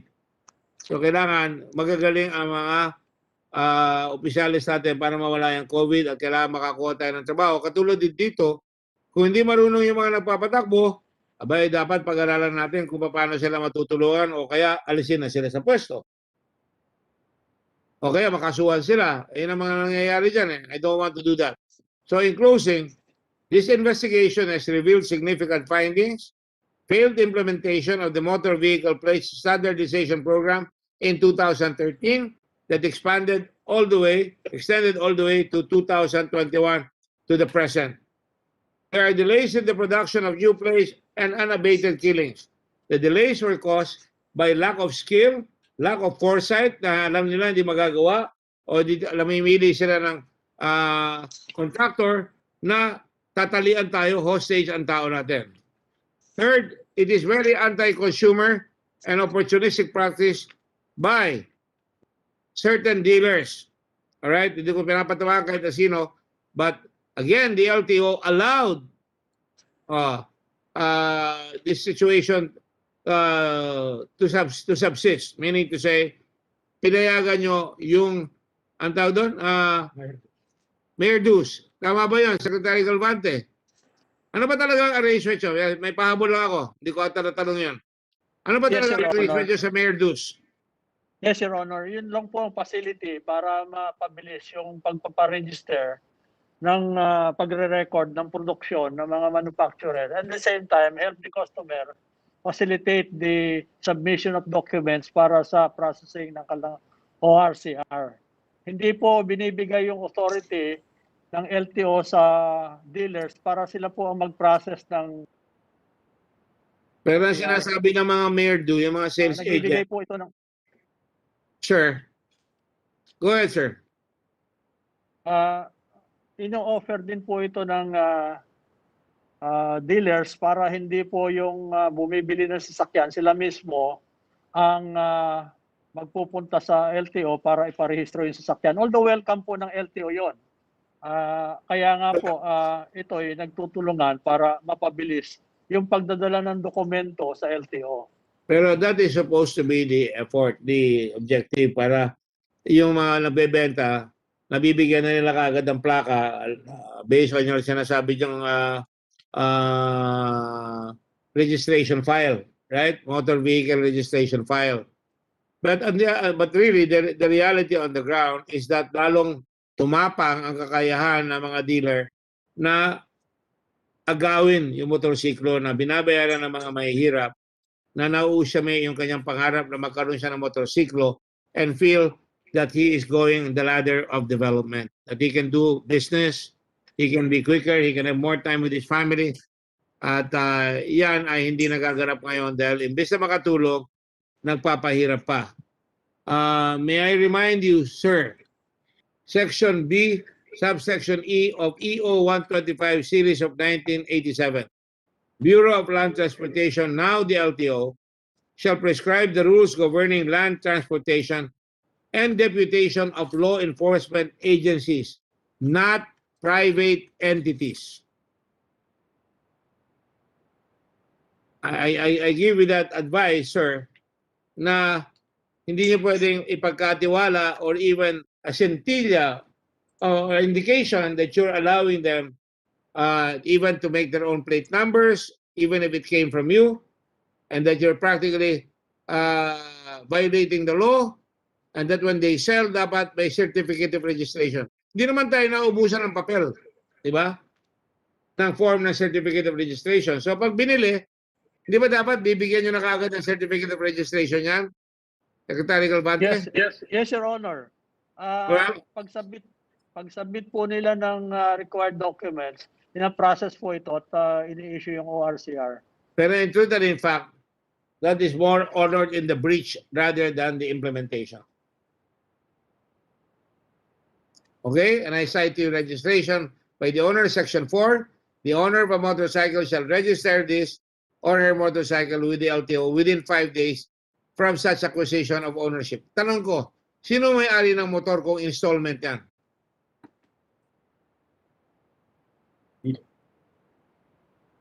Dealer. Hindi po ba dealer yon? Secretary Galvante? Kung ito po yung installment, nakapangalan sa yung nag-finance nung sasakyan. Pero po pag nakabayad na, pinapalit na po yung ano. There's some question kung nakabayad po. Pero ibig sabihin, yung dealer pa rin, at kung magaling na negosyante yung dealer, meron pa siyang bangko na papasahan niya para kikita pa rin yun sa interest ng bangko. Di po ba? So nakalagay sa pangalan, hindi sa ng tao yan. Kaya pag hinila yan, walang babayaran ng abogado, walang court fees, walang babayaran doon sa tinatawag na encumbrance fees na yung tinatawag natin documentary stamp tax. Hindi malalaman ng gobyerno kung ilan ang binili at anong tamang buwis ang bibigay. Yung VAT, hindi malalaman. So ang laking perwisyo. On that note, sir, I will now